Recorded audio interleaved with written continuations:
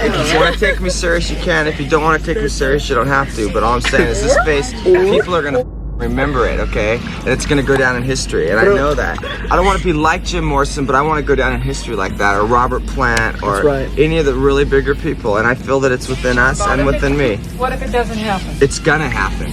And it was a nightmare, man. I mean, you go in there and like she picked every shitty part out of probably every band to make everybody look like a joke, you know?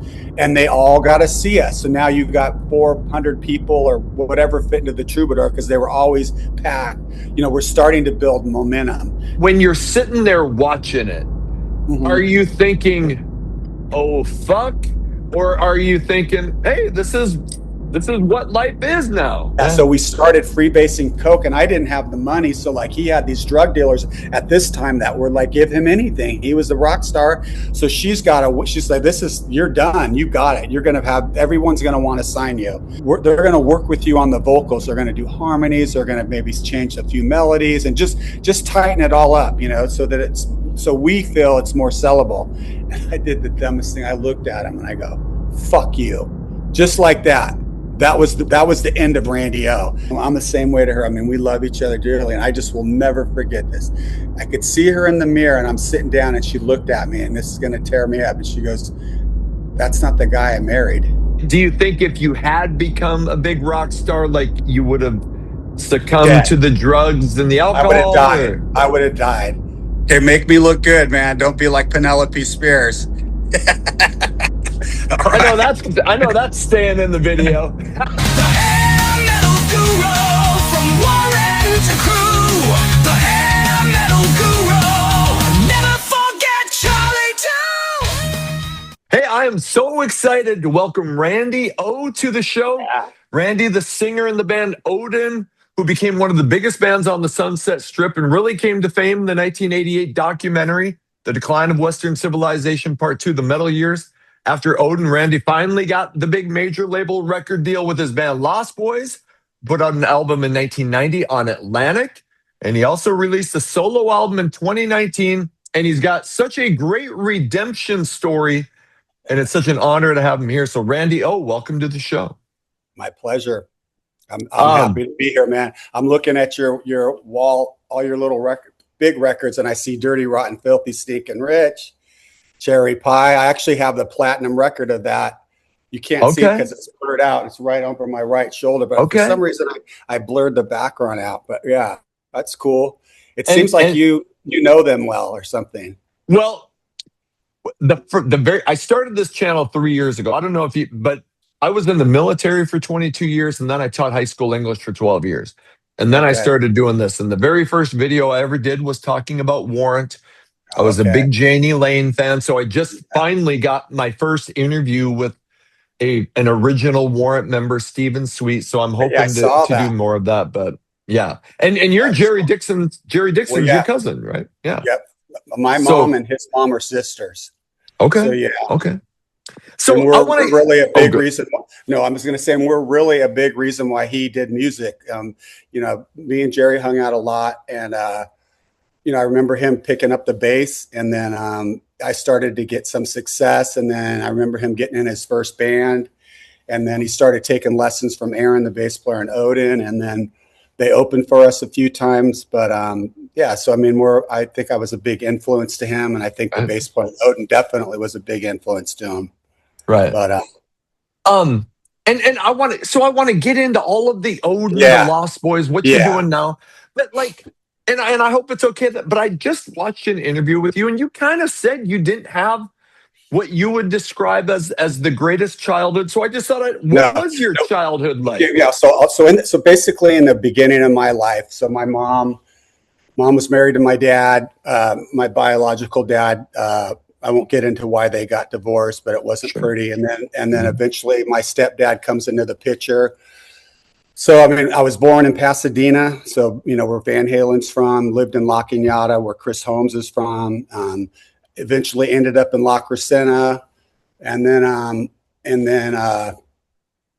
my stepdad kind of comes into the picture, biker guy, you know, duty biker guy, Hells Angels guys lived in the front of us. So I'm kind of like, that's kind of what I'm around at that point in my life, a lot of drugs, you know, a lot of weed, a lot of bikes, a lot of mechanics, a lot of people coming in and out. But music was part of that part of my life because my stepdad, you know, he had a nylon 6-string guitar, could play really well. Was actually a really good singer, and he would play like a lot of Cat Stevens and Neil Young and um, uh, Leon Russell and, you know, just stuff like that. So I was really close with him. You know, I was actually really close with him. He'd always tell me how I was his favorite son, you know, and I was just, you know, I wasn't his biological son, but so he always made me feel like that.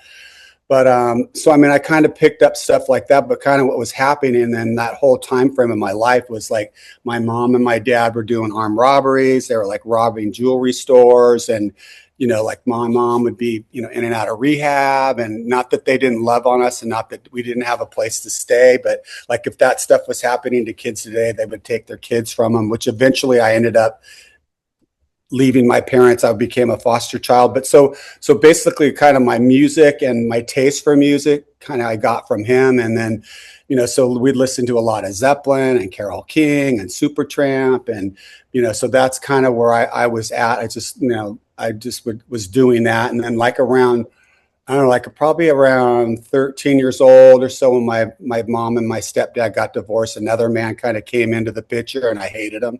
So, and I like, you know, didn't really spend a lot of time with my dad. My dad was like a Navy guy, you know, hardcore Navy military guy, you know, just, you know, God bless him. He's still totally like, that's his life. But, so I was told my mom, like, I just can't handle it here. And I ended up moving with my dad in Granada Hills. And at this point, you know, I'm going to like a Lutheran school, but I'm listening to, I got 3 8-tracks. I got AC/DC Highway to Hell. I got the Cars first 8-track, and I got Eddie Money. And then I loved Linda Ronstadt. I had a Linda Ronstadt poster that I jack off to all the time, you know, like I love Linda Ronstadt, you know? So like, that was my life, locked in a room, listening to those songs. My best friend lived up the street, but when I would go up the street, I always heard a band playing in this garage, you know, and they played a lot of Thin Lizzy and just, you know, popular stuff at the time. And so, they played Jailbreak a lot. And I like Thin Lizzy. My cousin had turned me on, so I knew that song. So I would sit out there and I'd wait for that song to come on, and then I would sing it. Tonight is gonna be a jailbreak somewhere in that town. So you know, so I would sing that. And so I had that in my head, and this is kind of what turned my whole life around. So I'm living with my dad. My dad's probably in his 40s. He's got like a 21-year-old girlfriend who's smoking hot, but she's, you know, I mean, and I'm like, you know, 15 or something, 14 or 15. So like we would spend a lot of time together. But there was this one day I came home and she like went off on me, you know, and then she goes, you're going to go live with your cunt mom. And I go, oh, really? And I just whacked her, you know, which you couldn't get away with that now. So she hits the deck, right? And this is going to lead into something. Drag her outside. Well, my dad says, well, you know what, son, you're going to have to get a job to pay for her bills. You know, I'm like, oh, you know, okay, whatever. So I go work at my grandpa's plant. And this is really what leads me to becoming a singer who I am. So there's this band that I have no idea who they are. And so many people will say the same story. And it was Van Halen, but I didn't know who they were really. But this guy who I worked for at my grandpa's plant, his name was Steve Lachia. And he goes, hey, man, I heard your grandpa has like, you know, season seats at the Forum. And I'm like, yeah, he does. He goes, you think your grandpa will get us seats for like, oh yeah, we got like VIP seats there. So he goes, I'll take you, you know, just get us some tickets. Cause he knew who they were. And I was just kind of into my 3 8-tracks that I told you about, not too much radio. And so we go to see Van Halen and have no idea what's going to happen. We're sitting there. We have like this brochure. They would give you brochures back in the day, like if you're VIP, so all their pictures. And I'm like, and these guys look freaking cool. You know, I love the way they look because I was like a surfer, skateboarder, biker at that time. And so I dug the look. You know, they just look cool. David looked like a surfer, but those white lights come on. Those white lights come on, and that I think it was 87 or 88. I think it was their first tour, you know, or at least their first record. I don't know if that was their first tour, but I think it was their first tour, LA Forum. And you know how when this like I don't know if you ever saw Van Halen in the early days, but they would just have these freaking white lights would go on and they would come out and there's, you know, Eddie Van Halen, and Alex Van Halen, David Lee Roth, and not so much Michelangelo at that time, Anthony Michelangelo. I played with him, but We'll get to that. look at that. Yeah. But then David's like doing these kicks, and he's freaking athletic, and he's jumping off the riser, and he could just suck you in, like the way he could talk, and how he is. I still love him today. He's, Yep. He can still do that. But so he just sucked me in, I literally just got sucked into this show, and I'm just sitting there, and then I just kind of noticed, like, I'm looking at him, I'm loving the music. You know what it's like to be at a good concert. My freaking hair's sticking up, and I'm like just on him, but I noticed all the beautiful girls. I mean, there's so many hot girls, and all I had is Linda Ronstadt's poster. You know what I mean? So like now I'm noticing girls, and I'm like, this is what I want to do. I want to do what he's doing. You know what I mean? I want to do what he's doing. So I'm at my dad's. That kind of goes on. I mean, as far as being a singer, I was like sitting out in front of somebody's garage and listening to him singing songs. I really didn't, think, I didn't know how to do it yet, but I was like, I want to do it. So basically I end up leaving my dad for a while. And then I kind of go live with foster parents, but like around 16 and a half, 17, the courts let me kind of just be on my own. Emancipated, or I forget what the word is. Emancipated? Yeah. So I went to let me be on my own, but I went to my mom's house. So she lets me stay there. And, I'm a young man now. And then I'm kind of in school. I hate school. I just can't stand school. I just do horrible in school. And at this point, I'm smoking a lot of dope, and I'm just, I don't know if you smoke weed, it kind of makes you just like dumb. And, so I'm doing a lot of that, Apparently I've smoked a lot. No, you're not dumb at all, man. I love your show. So I smoked a bunch of weed, and I wouldn't go to class. And then there was this band at my school, and their name was Mary Poppins. And that was like the first band I was ever in. And they were like a glam band, New York Dolls. They loved the New York Dolls. I so much wasn't into all that. I just wanted to get into a band. So I just kind of went with the whole vibe of like, we like dressed like girls, I was wearing girls' clothes, and just, I would look like. Were you singing in that band? Yeah. So I was. Okay. Yeah. I was the original singer in that band. They ended up getting someone later. My back itches. Someone later, but I was the original singer of that band. But while I was in it, I'm into metal. You know what I mean? I'm into listening to Judas Priest now, and I'm into Black Sabbath. I love Judas Priest, AC/DC. I was going to AC/DC concerts. So I mean, like, stuff that's coming out of my voice is heavy. I just like, that was just natural. So then there was this homeless guy, but he was like this bodybuilder guy. His name was Tim Wild, and he was so cool. And I kind of always hung out down there because there was like a local band that I kind of would go to this guy's house. His name was Gary, much older than me, and they'd always smoke weed. Their band would be jamming there. And Tim used to hang out at his bowling alley. So I met Tim, and then I dug Tim. But he was a metal guitar player, and he would go to the gym, work out. He'd go to the coffee, have his coffee. And he'd always want me to bake him a potato. He would just say, can I just have a potato? Because he was always hungry. But he's like, he was in a band. And I kind of was like, man, you're cool. He goes, so his band breaks up. So then he has him, and then there's this other guy, Randy, which will tie into Chris Holmes.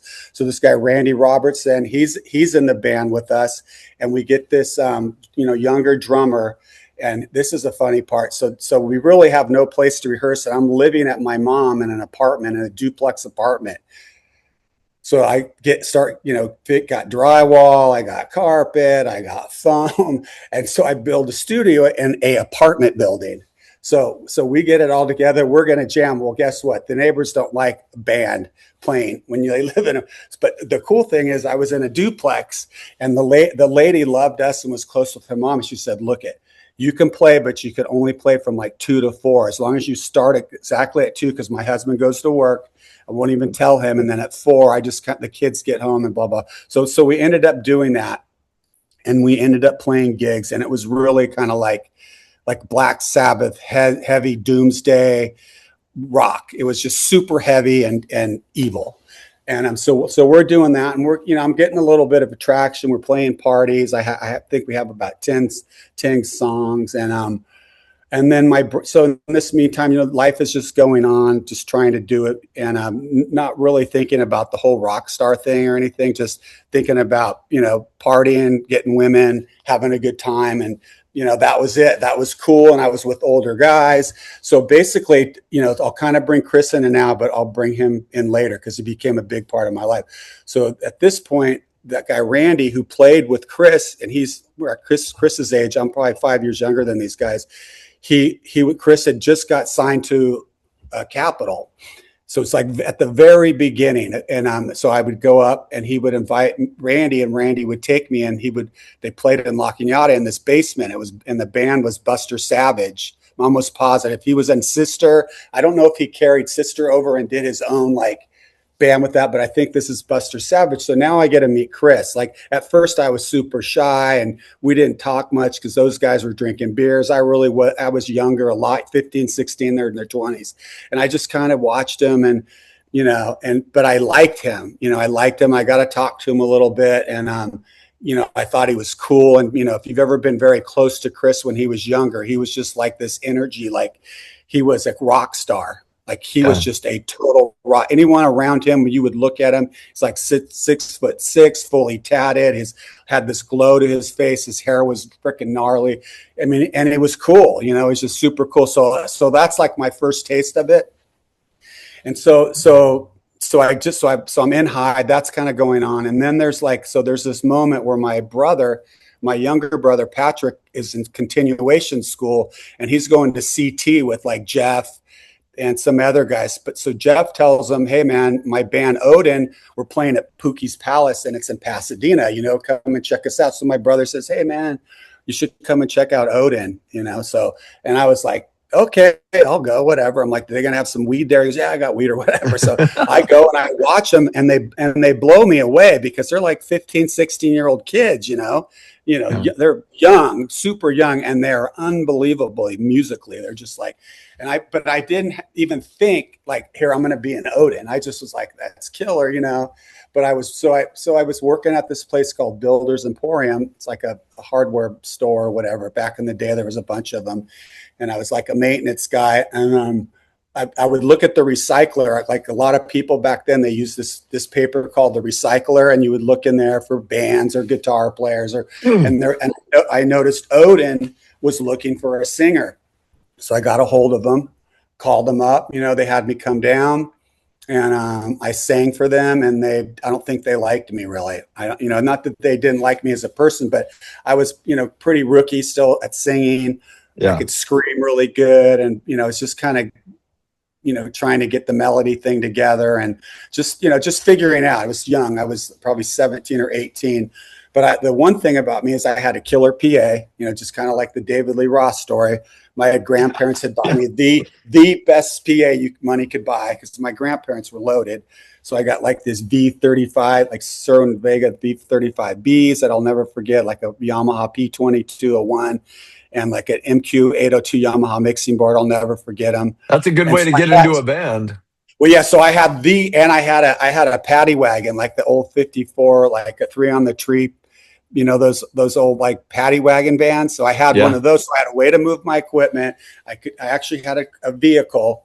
And so I'm like, when I'm at work, I'm like, I would have people there call them and ask if they were still looking for a singer, if they could audition, but they didn't know that was me. And they go, oh yeah, we're still looking. When do you want to come down? Whatever they said. So then it was at one point I called and they said they weren't looking for a singer. And I was like, oh man. But then that same day, the Brad Parker, he called me. And Brad, I don't know if you know who he is. He's the guy who played with Motley for a short period of time that was in The Dirt or whatever, and Metallica. Yeah. And Odin. Yeah. And Odin. So he brings me down, and he loved me. He wanted me in the band the whole time because he's like, he looks great. That's all that matters. We'll teach him all the other stuff. So I basically, he came up. We loaded my PA stuff up. I drove down to Glendale to the studio that Brad had, because I don't think Odin had a studio, but Odin was practicing there at this time, just with no singer. And I remember like going into this garage studio, and it just like smells like the best weed ever. And then in that garage, they were growing pot. Like you had the studio, and then there was like another section. You open the door, and there's all the hydroponic weed going. So it's like I hit it. You know, I made it Right. because we'd Right. go in there and always take a bud. I'd take a bud home. So anyways, we're playing, and Brad, the guitar player that we end up getting rid of, he's kind of like into like the whole make a stage, have an image, you know, kind of making it like Norse god, you know, Odin-ish, like making these Okay. stage props basically, you know. Yep.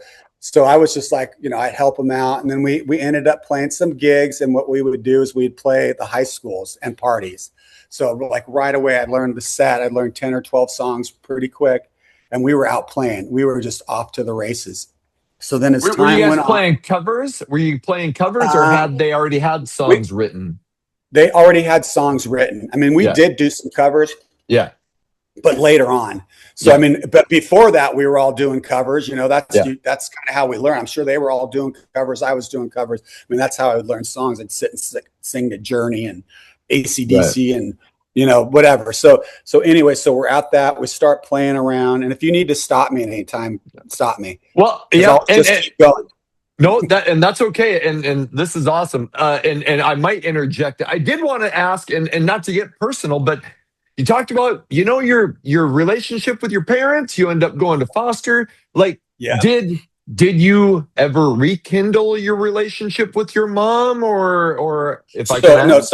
No, you can't. So my mom. I mean, I always loved my mom, but so like you have to understand the way I think. I'm like I'm a crazy thinker. You know, I don't want to say I'm really intelligent, but I'm really intelligent, believe it or not. And I don't want to pat myself, but people that around me, they know that. And it's like, so I'm constantly, so when I looked at her, basically, I just like couldn't relate to her. She just, I don't want to say all the things that I thought, but I just could not relate to my mom. I love her, but she's in like this other world that I can't really get into, you know? And it's still kind of like that, unfortunately. And I mean, I still see her and I love her, but I mean, until recently, you know, everything that would come out of her mouth would just kind of drive me nuts, you know, because none of it made any sense to me, and it still doesn't. As far as like my stepdad, you know, he passed. So, I mean, I had a relationship with him all the way to the end. I always, you know, stayed in touch with him. And then recently, you know, not recently, but say many years ago, me and my dad are close. We weren't real close, but now we're very close. And he's 88. My mom's 85. So, I mean, everything's cool there. I mean, and I don't really want to talk bad about them, but I mean, you know, my son will say stuff like, you know, he feels sorry for me, you know, for the way that it was. And then because I like do so many things on my own, like I plumb them, I do build things on my own. I do everything on my own. He's like, you were forced to teach yourself all this stuff. And that's why you know so many different things. And I'm like, you know what, you're right. Because I didn't want to ask help because I don't want to be rejected. And I didn't. And it helped me be who I am today, which is very successful guy, you know. Once again, not to pat myself on my back, but I mean, it takes a person like that has a lot of drive and dedication and focus and determination to get where I am today. It wasn't, you know, I worked hard and, you know, got off all the stuff and stayed focused and, you know, did what I did. And now here I am today I'll get to that part too. Sure. You know, because that comes. So you get together with the guys in Odin and Brad Parker. How does the band transform from you guys playing parties to kind of getting a name going on the Strip? Okay, yeah. So we record that little caution EP. We do that, you know, and I believe me, I have forgotten more stuff about that time period of my life, you know, that there's people that possibly could correct me, and the years and stuff might be a little bit off, but I'm just going to tell you what I know. So we do that record. That's 83. Yeah, we do that. We released that in 83. That says a lot where Odin was and where we land in that scene. You know what I mean? Yes. Before a lot of people, we were there with the Motleys, the Great Whites, the Rats, the Wasps, the Docket. Like we were the little kids, you know, that were playing with the big boys. You know, some of those guys were 30 years old, you know, but we'll get to that too. So we released that record, right? And it comes out. And now we're kind of like getting our foot into the door. So I think we we would do a lot of opening stuff, you know, a lot of opening weeknight stuff. And, you know, back then you heard it a million times. You just got to promote, you got to rehearse, promote, work, go out to the strip, meet people, talk to every girl you can, you know, talk to any guy that would talk to you, hand out flyers, try to win people over. And that's what it was really all about. And we were all very likable. So people would come to our show, and eventually, you know, people would realize we were good. Then we get breaks like opening for Steeler or opening for, you know, playing with Wasp, like Chris. So Chris Holmes, I might be jumping a little ahead. He, like, that whole Wasp blood drive thing. I don't know if I sent you that flyer. In that was, 83. Yeah. So that was Yep. big for us because, so we're coming out of that, and Chris is like my friend at this point. Like, I mean, I ended up living with him, you know, we'll get to that. But so he helps us out. We get on that gig, and he puts us in a super good slot, like on a Saturday night, I think it is. If you look at the flyer, I think it's the Saturday night slot, which is the best. And they gave us everything. I'll put the picture of the flyer. Yeah, It'll be And so Chris is like, I don't want to say, I mean, he is kind of backing us. He believes in us, or at least he's loving on us and me, and he's encouraging us, you know. So we do that show, and people fricking loved us, you know what I mean? And they all got to see us. So now you've got 400 people or whatever fit into the Troubadour, because they were always packed. You know, we're starting to build momentum. So then we do shows with, like, I think Steeler turned into Keel, and, you know, just like, you know, we'd travel up to, you know, San Francisco, come back, kind of go to different places and play. And then we just started building a big following, and then we're working our way through, and I might be missing stuff to that Don't Take No for an Answer. So we're playing, we meet this guy, Rob Berman, and we have this guy working for us. His name's Doug Campbell, and he's kind of like a brother and another member of the band. Like the stuff that he did for us, you know, he always made sure we had a place to live. We always had food. He was like a father figure. His dad was kind of like our father figure, because he kind of knew my story and had some sympathy for me. Doug was awesome. So he starts promoting us, is what I'm getting at. And we're building some traction. And then this guy, Rob Berman, comes in, and he's Half Wet Records, which you'll see on the Don't Take No for an Answer record. So he's Half Wet Records. He wants to sign us. He does sign us, and we start to make that Don't Take No for an Answer record with Don Mack was the engineer and a producer. And it's sounding pretty good, and people are kind of tripping out, and people are getting like hyped about it. You know, it's like we're kind of thinking, wow, man, this is good. And so we get ready to release that record. We do that video, and may have missed things in between, but and we're on Green World Records, I think, which was really big at that time. I think Motley was on it, Poison was on it. That's the distribution. And so once we released that record, we were selling a tremendous amount of records. I mean, I remember at one point, and, you know, people might not believe this, but they were like, you guys are outselling Crew right now, like with us. Like it was just, we were on fire. Like we're taking off. You know, I mean, we were the biggest band in LA. We were huge LA band. Like when you say huge, I mean, we were freaking huge, like rock star huge. And, you know, obviously we didn't, you know, make it too far or whatever, but the reality is we're actually big all over the world because of that movie. You know? Well, Don't Take No for an Answer came out in 85, and I've heard it did really well in Japan. And you did a video for Shining Love, which, I mean, how many bands were doing videos that weren't on major label deals? I mean, you guys did one. Well, now, we have Berman. That guy Berman has it. And then this guy starts coming in our life. His name was Shelby Drummond. He was like a drug dealer, like a coke dealer, and he had a ton, you know, coke dealer / you know, had like a trucking company. So God only knows what he was doing. You know what I mean? With the cartel, probably. I can imagine. Well, yeah, and then so he had tons of money, and he wanted to be around all the young girls. You know what I mean? He wanted all the hot young, you know, 15 to 20-year-old girls at his house, and whatever he wanted to do with them, get them hooked on coke, and then they're his girls. So I mean, so at that time, I didn't really realize that because I was too dumb. But I mean, that's what it was. Like a lot of guys will do. And so he gets involved. So now we have some money behind us. So he's the one, I believe, that paid for the video. And then Okay. he paid for the video. He started putting that money behind us. I mean, I heard that he had put over $1 million into Odin. I could tell you all the different stuff that we had and where we were rehearsing and the mobile studios, like all this crazy stuff. Now, did we see any of that money? No, we didn't see any of the money ever. It was always starving. And so we released that. So he does that video, and so that comes out, and Lanny, Jeff's dad and Sean's dad was managing us. And in this time, Rat had just started taking off. And Jeff was friends with DeMartini, and we get this phone call from Marshall Burrow.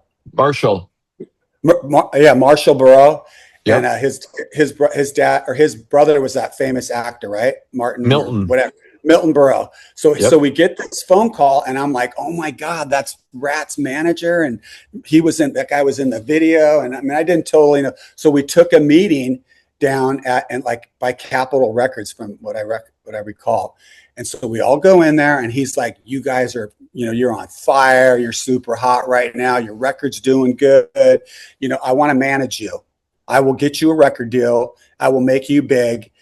I have Rat, you have a tour, you have all of this ability to do all this stuff. Well, the brothers didn't want to do it because their dad was managing the band. So that was mistake number one. You know what I mean? And that's my personal opinion. You know what I mean? There's many along the way. So I kind of feel, and even at that time, I was just like heartbroken, like, oh man, I think this is a bad move. But you don't have any say when you have these grown men that are pretty much controlling you and that are holding that carrot in front of you. Like, you want a peanut butter and jelly sandwich tomorrow? You better listen to me, and you might get one, and you're the one bringing in all the dough, and then you get into debt to people, so they can manipulate you, and they know like how far to push you until they have to give you a little food and a line of Coke, so that goes down, and and now we're like big, I mean, as far as like we could go play anywhere. We're doing big shows, like we played the Palladium. We opened up for Dawkins. And we were able to get those types of shows. So we're opening for Dawkins, and this is when I knew we were huge. So we're like backstage, and at that place, it's a big venue, probably holds, I want to say 5,000, but I'm probably wrong. But it seemed like it. Right. It's packed. And I hear like we're in the kitchen, like you got to walk through this backstage stuff, and there's like a kitchen we're in. We're kind of on wait there, and you start hearing everybody going, Odin, Odin, and it's like 4,000 or 5,000 people. At least it sounded like. And I was just like, I just kind of went like in shock, like, oh my God, almost scared. Goosebumps. You know what I mean? Well, goosebumps, but just like, is this really happening? You know what I mean? We just went out, and we had all this energy, and we kicked ass, and people, so people start falling in love with us, and we did that every time, and do you at this time, like you put out Don't Take No, where the hell am I at? Don't Take No for an Answer in '85, and you're talking about playing these sold out shows. You're huge, and we'll get to the documentary, but it's always like you're this close to getting a record deal. Are you getting meetings with any big record companies at this time? Not that I knew of. So that kind of was all good, and we'll get to that. So that was kind of all good. And now, I might have these dates wrong, but now you see, like, I want to say, when did Warrant get signed? Like what year? Warrant got signed in like '88 or the end of '87. Yeah. So I didn't, so then they weren't there yet. So so this goes on till like about 86, and we're kind of getting ready to do another record. So now we get another record deal. It's not like it's with JVC RCA, Japan. In Japan.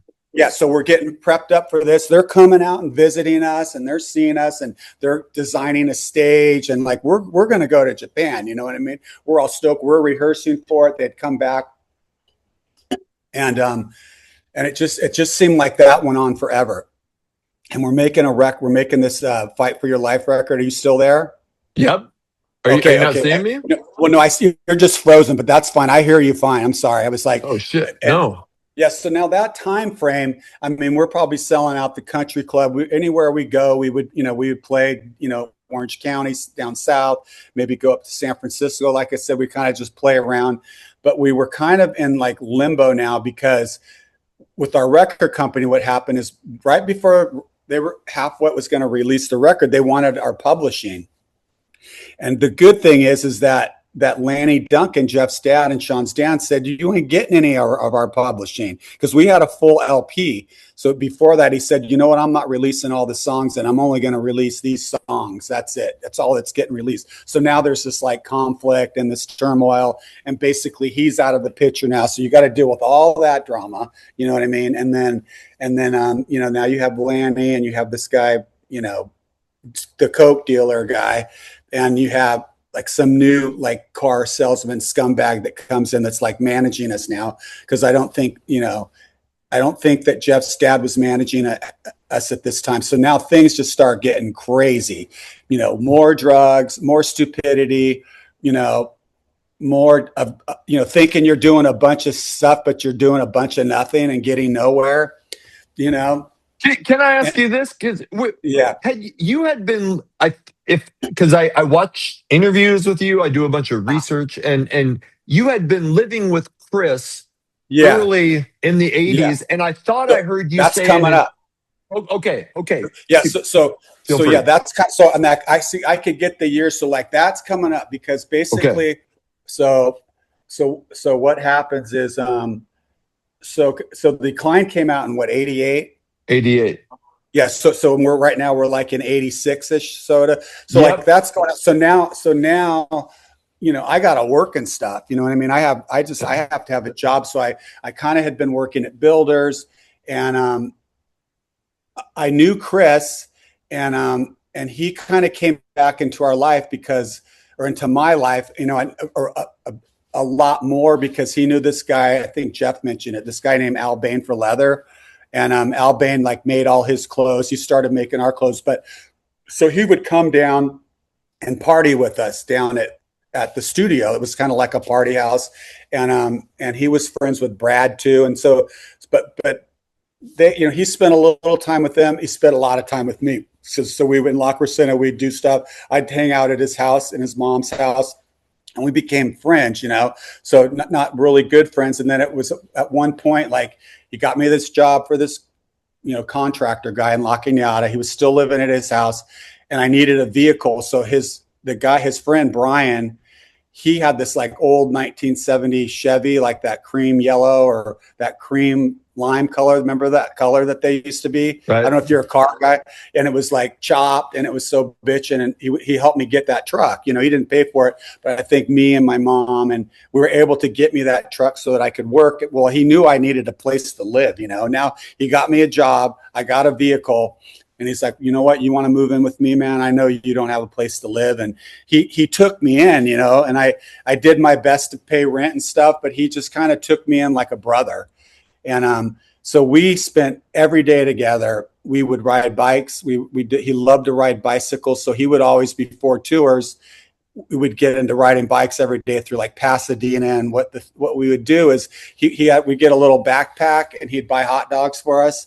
And then he would get like buns, and then he'd bring a couple drinks for us. So we would ride miles, 20, 30, 40 miles. Like, and I always be like, hey man, can we stop? Can we make a hot dog yet? And he's like, no, we got to make it 20 miles, and we're going to go to this park, and then we'll sit down. And then, you know, we'd sit down and have a hot dog, and we'd talk about music and just talk about life. And, you know, he was just like a cool big brother. And then we'd go home, and, you know, so at this point he was signed to Wasp.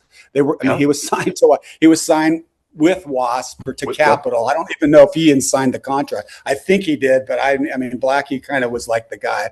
And we're living in La Crescenta, and we're doing bad stuff. You know what I mean? Like we would get into, like, I don't know if you heard what like freebase is, but it's like freebasing cocaine. Yeah. So we started freebasing coke, and I didn't have the money. So like he had these drug dealers at this time that were like, give him anything. He was a rock star. He'd been their friends forever. And I mean, he's in this band that's going to be as big as Kiss. So now I'm getting involved in that, you know, and then I would get money, and then I would have his friend would like make that up for us. So we were doing a lot of that, and he would be gone a lot. So I was at the apartment a lot by myself. And then so I'm living with him. And so I might be missing a lot of stuff, but this is taking me to this part of my life. So we get, for some odd reason, Odin's going to get into the decline of the Western civilization, you know?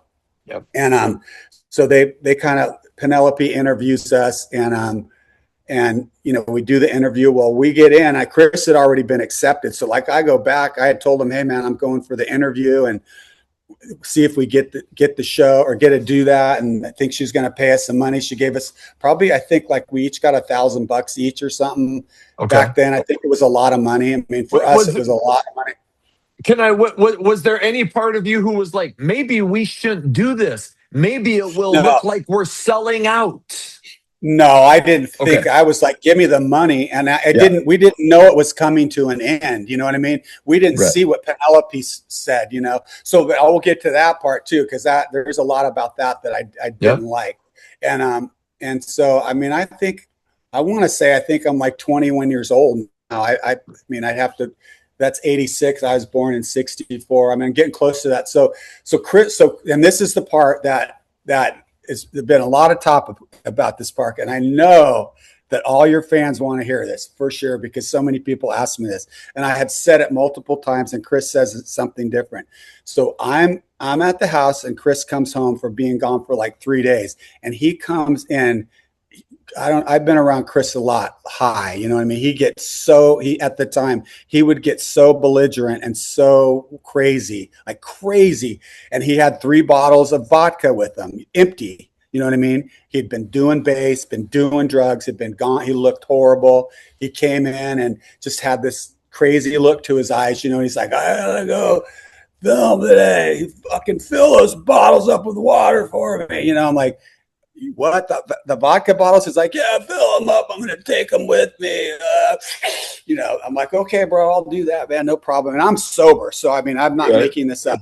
So then his mom, I think, picks him up to take him there. I'm almost positive his mom picks him up. He takes the vodka bottles with him, and so this is my story. That was definitely water that he had in those bottles. Now, the only thing, and I've turned it around to this, the only thing that I could think of, Chris being an alcoholic, he possibly bought another bottle and brought a real bottle there. But I really don't see how anybody could pour vodka in their eyes.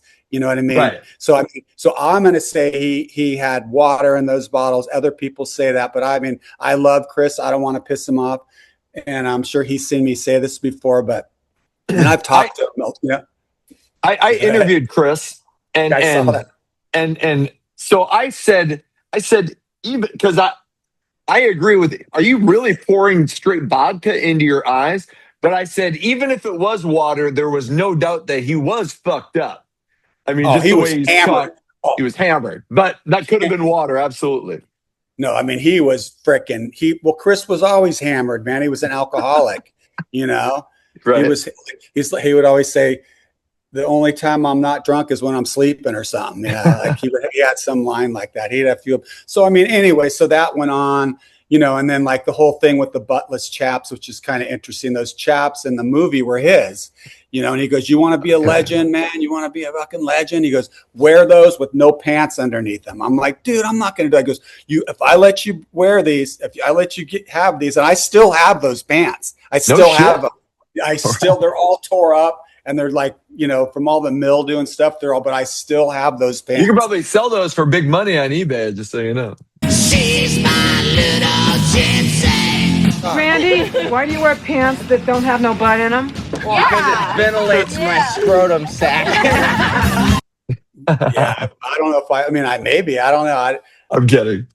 It's sentimental. I'd give them back to him, but so I did that. That's one of the reasons why I went buttless in that show, because I had never done that before. And I'm thinking, you know what? I'm going to ham it up, man. You know, I'm going to go out buttless pants and we're going to go for it. Now, if you get to like the video shoot of that, so we show up for the video shoot of that, and it was weird. The whole thing was weird. You know, you have a whole movie crew there. You have like tons of, you know, it's a movie set. I worked on movie sets for 25 years. So I don't know if you know, but it's just madness, grips, electric, camera, people, you know, PAs, you know, director, cameraman, lighting, you know, blah, blah, blah. So it's like, so there's that vibe. And then we have most of our fans that kind of came in. I mean, we basically too, they wouldn't let so many in because of like the crew. So there was like a fire hazard. So like, so basically like only that, like we had to choose like the people that we wanted. So there was a lot of people that didn't even get to go in because of that. So that kind of sucked. And then, so we start filming and it seemed like everything was cool. We sounded cool. We spent many hours there filming, you know, then comes the premiere, you know, when none of us got to see anything. And it was a nightmare, man. I mean, you go in there and like she picked every shitty part out of probably every band to make everybody look like a joke, you know? And like, you know, the one part, you know, like she picks Jeff and like he trips over a cord, you know, just makes him look like that's all you're going to show them. You're going to highlight that, or, you know, just different things that you throughout the movie she did to people, you know, as far as like me and the stuff that I said, I really wasn't embarrassed because here I am 21 years old and I've got more energy than most men will ever have. And the things that I said, like, I want to be as big as Robert Plant, or if you want to take me serious, you can. If you don't want to take me serious, you don't have to. But all I'm saying is this face, people are going to remember it, okay? And it's going to go down in history. And I know that. I don't want to be like Jim Morrison, but I want to go down in history like that, or Robert Plant, or any of the really bigger people. And I feel that it's within us and within me. I want to be, you know, not just another band, like all those crazy things. They weren't really crazy because I'm an athlete. I've been an athlete. I wanted to be a Major League Baseball player. And like, there was people that I looked up to, you know, I wanted to be Steve Garvey, Davey Lopes, you know, Yeager, and I could go on, and they were the best at that time. So it's like, as a rock star and as a kid, I'm like looking like I want to be as good as them or better. Why not try to be better than them? You know, so people take it like, you know, you're delusional, but it's like at that point of your life, why not shoot for the stars? You know, so people just kind of, you know, they took it and did what they wanted with it and ran with, you know, being an idiot. When you're sitting there watching it, are you thinking, oh, fuck? Or are you thinking, hey, this is what life is now? No, I was kind of like, I want to get out of here. Kind of like, I wasn't embarrassed, but it just didn't really represent us. I mean, some parts did, but it's just, she could have made us stars, really. Like totally.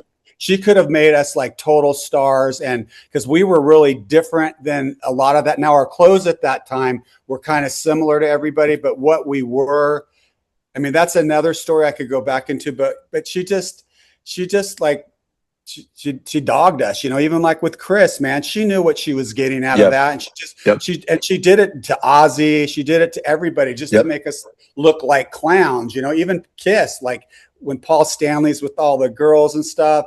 But a lot of people, you'd be surprised, love that movie. Oh, they freaking love it. Well, yeah, and there's people like I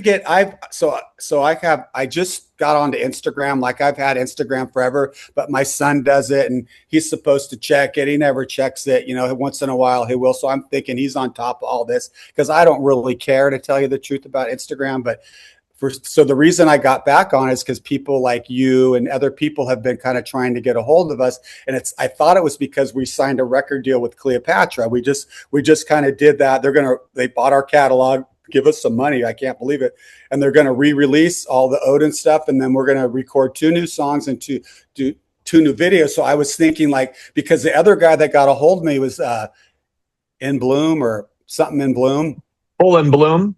Yeah, Full in Bloom, Adam. And I'm like, to me, I thought like, this guy's big time. Like he wants to talk to me. And I couldn't figure out like, why does he want to talk to me? You know, and I'm thinking, well, maybe people have caught wind that we're kind of back together, you know, so to speak, and we're going to do a record, and they just kind of want to get caught up on that because I don't think a lot of people know. But well, yeah. So the Instagram thing, back to that, because I will go all over the place. So basically, I just got my password and stuff. My wife helped me get it, and we were talking about people loving the Klein, and it's like, there's people from all over the world that like the stories they tell me. I mean, I have to sit down and figure out how to answer them because I don't really know how to. I'm kind of like, I'm kind of blown away, you know, but so I've started answering some of them, but I mean, I'm talking from Italy to Egypt to Japan to Russia to all over the world. And I mean, there's people that tell me stories like, when I was 4 years old, I live in Ukraine, and my mom and dad were into heavy metal, and I saw you the first time, when I was 4 years old, and you're my favorite singer. And they talk about how the Lostboys record, how it affected them, and like there's certain songs on it that they were thinking of like killing themselves and weird shit, and it pulled them through this time of their life.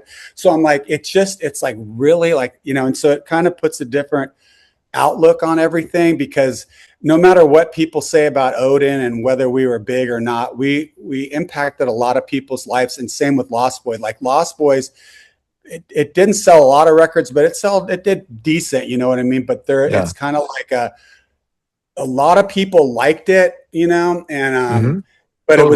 it was just bad timing, and it was just at the end of that whole era, and then I was gonna ask, when you guys do the jacuzzi scene, and and that's where you're saying you want to be as big as Plant or Morrison. I completely, like, what band didn't want to be the biggest band in the world? And you said, like, if you guys don't make it, the thought of committing suicide was an option. Yeah, there are times when we get really discouraged. I mean, I've been known to be suicidal and stuff like that. It's scary sometimes, what I'm gonna be doing in maybe 5 or 10 years if it doesn't happen. Or Have you ever seriously tried to kill yourself? I've come pretty close.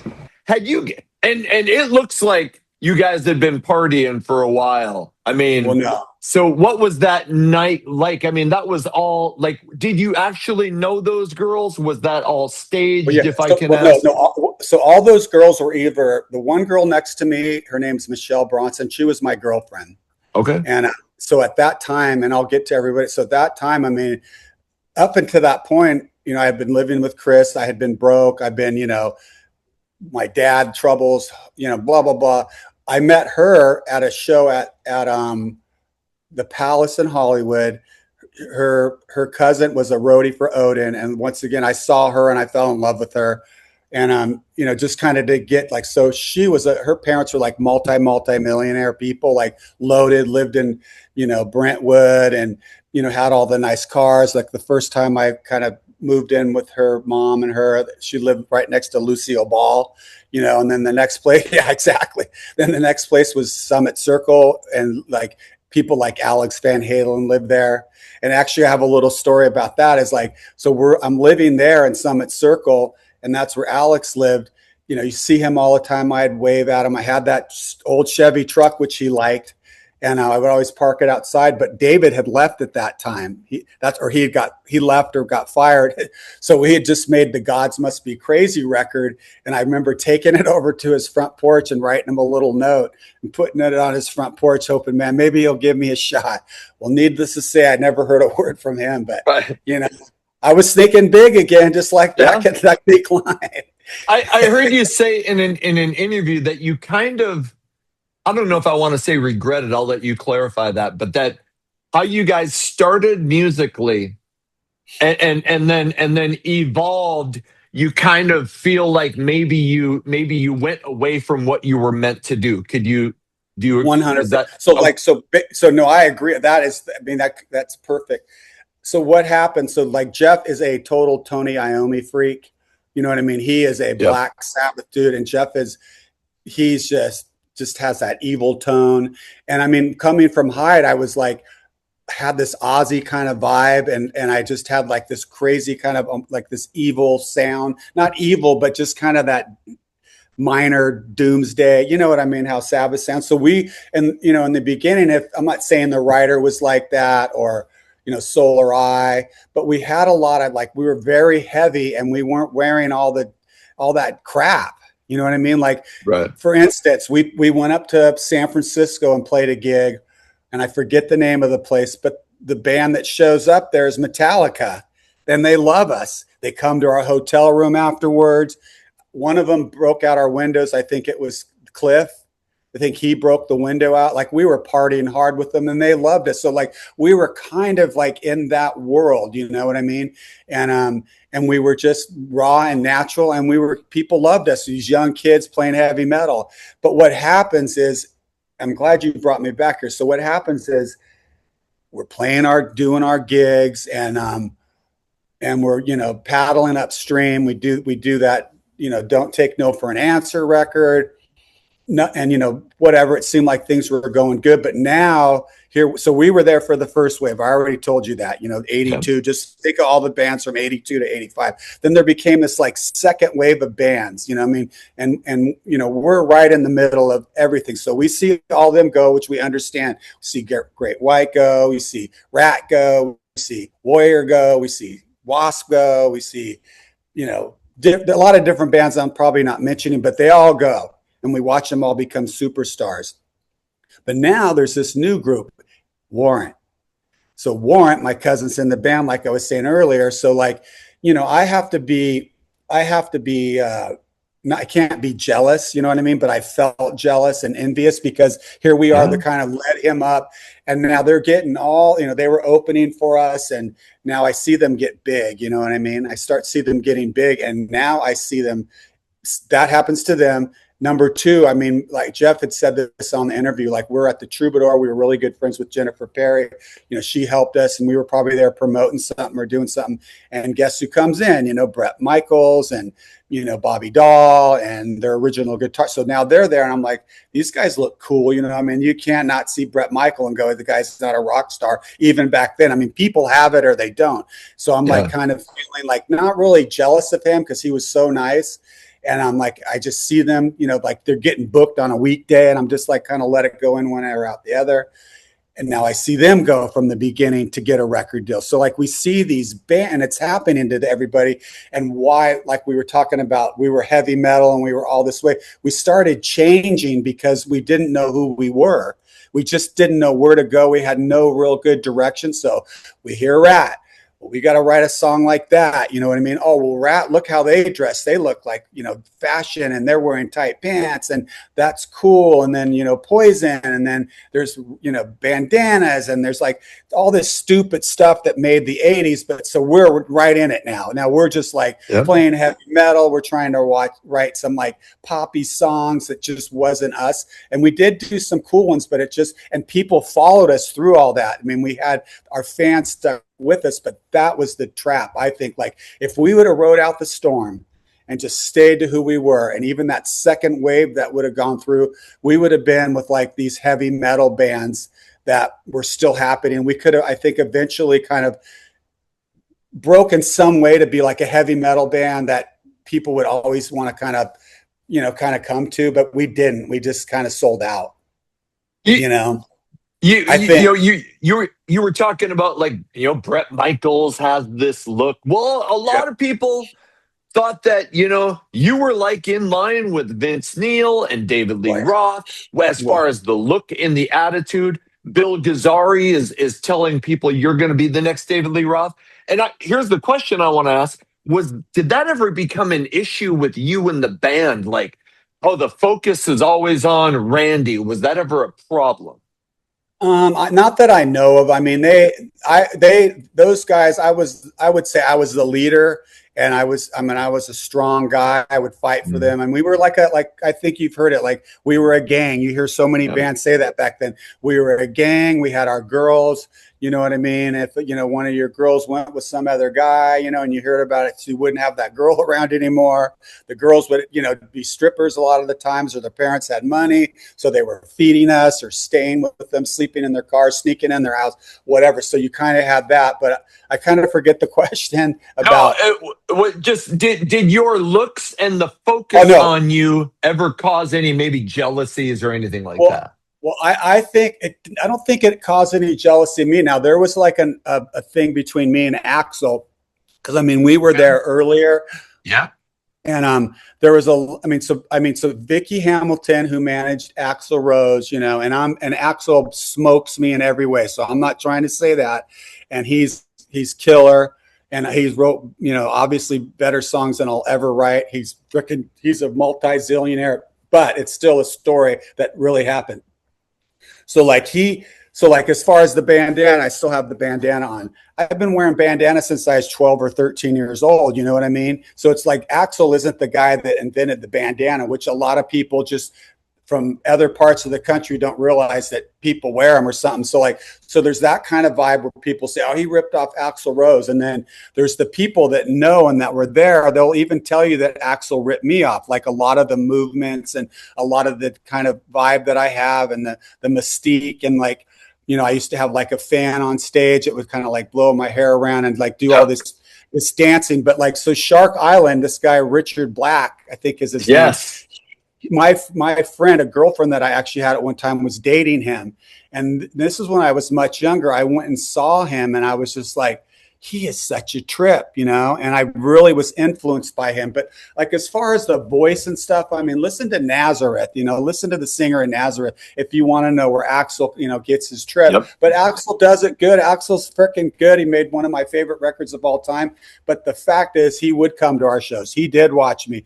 Did he rip me off on some stuff? Maybe. You know, I mean, there's a lot of people who would swear by it, and there's a lot of people who say, you're a fool. You don't know what, you know, he would never rip anything off from you. But once again, they weren't there. They don't know. They weren't part of that scene. Odin was there before them, way before a lot of people. And I was doing that stuff, you know, way back in the beginning. And that's why we had such a huge fan, you know. And as far as like, what were you going to say about, what were you, this question originally? I keep going all over the place. You asked about.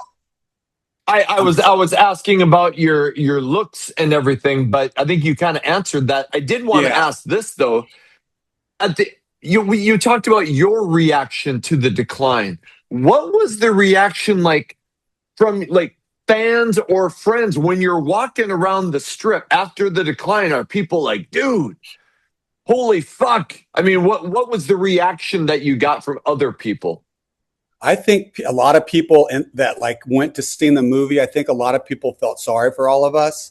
You know what I mean? I think a lot of people felt sorry for us. And, you know, we did like these, we went on like a little tour of the movie where you would like go to like film schools and different places. And there would be like people that never heard heavy metal before. And they would want to like discuss the movie because Penelope was like a big director. So they would invite us there and like say that it's older people, you know, some professors, or they would be behind me. And they really probably didn't know who I was. And they felt horrible for the people in the band. And like, they almost didn't believe that was real. And, but it was. And then they would have some guys like would get up and talk, you know, and they would ask questions. Now I never would get up and talk, but I don't want to say at the time, I didn't care one way or the other, because also in my mind, I'm going to be a rock star. I am going to get a record deal. I have this lady, Vicky Hamilton. And so let's go back before that. So we'll get to Michelangelo before I go there. So like, this is kind of like clearing up the air about what I watched on one of your channels about somebody, and we won't talk about the somebody, but it's like, it's really funny to me because like, so I joined Michelangelo. So like, I want to say early into 87, 88, like all this stuff happens. The movie happens. I think we did a show, and then this guy, his name was Steve Powers, and he was like this, you know, he was like a producer / kind of movie maker, hustler, and he was kind of Michelangelo's handler. So he was like, you know, trying to promote me to him, and like he told me like, look, I know your situation. We could. Is this money. Still as Odin is going on? No. This is me getting this. Odin was going on. I hope I didn't confuse you. So Steve Powers is the guy from Michelangelo's band that was helping him get a singer. So he's like, what I'm kind of getting at is, and I'll get to it, is like, so he was kind of going after me, like trying to persuade me to be in the band. And I had many people like that along the way, because I'm a good looking singer, you know, good looking guy, kind of a cool voice, and had a great stage persona. So there was a lot of people that wanted me to sing in their band. So that was regular down there, because there's so many bands being formed. But so basically, so with Michelangelo, so he persuades me to join that band. And, you know, so now I have food, I have some shelter, I have guys, they'll pay for my clothes. I'm with a guy who he was in a band called Holland, who had a record deal that they were guaranteeing me he was going to get another record deal. And pretty much I'm going to be on my way, you know, and which obviously that didn't happen with me. But I mean, so now I'm there. And with Michelangelo, it's so sad. And I just saw him like last year. Like, I cannot remember one song I sang from him. I cannot remember one title. it's this part of my life that it sucks so bad. I cannot remember it. And we did this. I see magazines I could show you that we're in 2 pages of interviews, and like there's pictures of us, and it's so weird that I don't remember any of it. It's weird how my brain just shut that off. And Michael was so wonderful because he is a brilliant musician. You know, he is fucking just absolutely brilliant. Yep. And he is the nicest guy you will ever meet. And he was so supportive of me. He would work. He's an incredible piano player. So he helped me vocally a lot and really just helped me tune my voice up. And for people who don't know, this is Michelangelo Badio, who ended up in Nitro, the crazy guitar player. Anyway, the double neck guitar guy who pretty much started that for sure. He was doing that trip. So with that band too, I'll kind of get through it quick. I hope I'm not boring you here, but no. Okay, it's awesome. So we're doing that band. So the thing about that is, so now I'm in this band and I'm kind of the leader kind of guy. Well, so's Michael, but we weren't having any issues. But there was this other guy. His name was Guy Man Dude. So he had another guitar player. Do you know heard of that guy? Yeah, Guy Man Dude. Yeah. And he was cool, but he's like a professional drummer, you know, like he's this badass drummer that went guitar that's really a talented musician. But I'm asking Michael every day, like, why does he have to be in the band? I mean, there's more money for us if he's out, man. Like, we do not need it. Like, do you realize who you are? Like, you do not need a rhythm guitar player. You play 2 guitars, you can play rhythm. And he's like, no, I can't do that. You know, he's been blah, blah, blah, blah, blah. And so at some point I was like, dude, I cannot stand being in a band with him. I'm out. When I'd already kind of been, you know, so I was out of Odin. I went to see Odin play with their new singer. And I knew I was just going to be out of there because it just didn't feel right. He didn't, you know, they were like wearing wigs and like stuff like that. And like, they wanted me to wear a wig and like, they had these weird ways. And I'm like, dude, I'm not putting any extensions on. My hair is just fine. Well, no, we want your hair to be like down here. I'm like, no, I'm not putting any extensions on. I got my hair is cool. And when did there start to become issues with you and Odin? I mean, and I'll say it this way because when I talked to Jeff, the documentary makes it seem like you guys are on your way up. And I'm not saying that you weren't, but Jeff, he was like, we were already kind of like the end was near when the documentary was being made. Well, yeah, because Jeff, people were wanting him to play in bands too. I mean, Armored Saint, I think Armored Saint had asked him even, you know, why we were kind of happening. He could have left then. And, you know, we were friends with all of them because, I mean, they would go to the same parties. That guy, Doug, was really good friends with John Bush. And, you know, we all partied together. So many bands, like we partied with that guy, Doug. He knew everybody. But so I don't really remember like the reasons why and what arguments were happening or what was going on. But we were all being pulled in different directions. And that's kind of when, I hope I'm not skipping anything with Michelangelo. Nope. So basically get out of that, go back into Odin. I'm sure we did a couple of shows. We do the movie. And while all this stuff's going on, Vicky's now, you know, Vicky had been talking to me and, you know, I see her around and she was really good friends with Jennifer Perry and that show that we just did with Slash and all those guys. We'll talk about that. But, So now and this is what I want to clear up. So she's like, Vicky knows talent. You know what I mean? Vicky knows talent. She knows talent when she sees it. She knew I was awesome and I was killer and I was a great front man and had a radical voice, you know, so I'm going to own that because I hear people act as if like she's the only reason I got a record deal. And it really is so far from the truth. So basically she's the A&R at Geffen. You know, the bands that she's gotten signed, she's signing bands now and she decides to manage me because John Klogner didn't want to sign me. You know, they saw us and he just didn't want to sign me. He had Aerosmith and, you know, they had everybody there and they ended up signing, I think, one of her bands, Salty Dog. So at this time, she's like, you got to leave the band, you know, and I'm like, why do I have to leave Odin? Why can't we just like change our name? And why can't you, you know, and I'm trying to get them to come with me. You know what I mean? You know, and I wanted them to come, but she just did not. I don't know why she didn't like them. I don't think it was personally. There was something she did not like about the brothers. Now that you would have to ask her, but she was like, absolutely not. this is what we're going to do. I have a plan for you. I love your songs because I already been putting songs together. And she goes, this is how it's going to go down. What we're going to do is we're going to get here's the 3 songs you're going to do. It was like No Reason to Run, Coming On, and I forget the other one that was on the demo. But so we do this demo, and I do the demo with this guy named Bob Rock, who had just produced Darling Cruel, which do you know Darling Cruel? I've heard that name. I wouldn't say that's about it. Well, if you want to hear a killer record and a badass guitar player, listen to Darling Cruel. It's like a heavy metal Prince. Okay. And she managed them. I mean, it's such a trippy record. I highly recommend listening to it and put some headphones on. Cruel. Yeah, they were brilliant. So she's managing them. So she gets Danny, who's this incredible, unbelievable guitar player, A player, you know. She gets the bass player from Faster Pussycat. She gets the drummer from Salty Dog and me, and then she gets this great producer, Bob Rock. So we do a little pre-production. We go in, and this demo tape just turns out it's freaking unbelievable. Smokes the record because, for one, I have killer players on it. And then I had, Greg Darling, who's a great singer, and we just had these super killer harmonies. So she's like, you're done. You got it. You're going to everyone's going to want to sign you. And I'm like, okay, that's cool. So everyone wanted to sign me. Capitol didn't want to, and Geffen didn't want to. And meanwhile, so I released that. I make that tape. I don't even have a band together.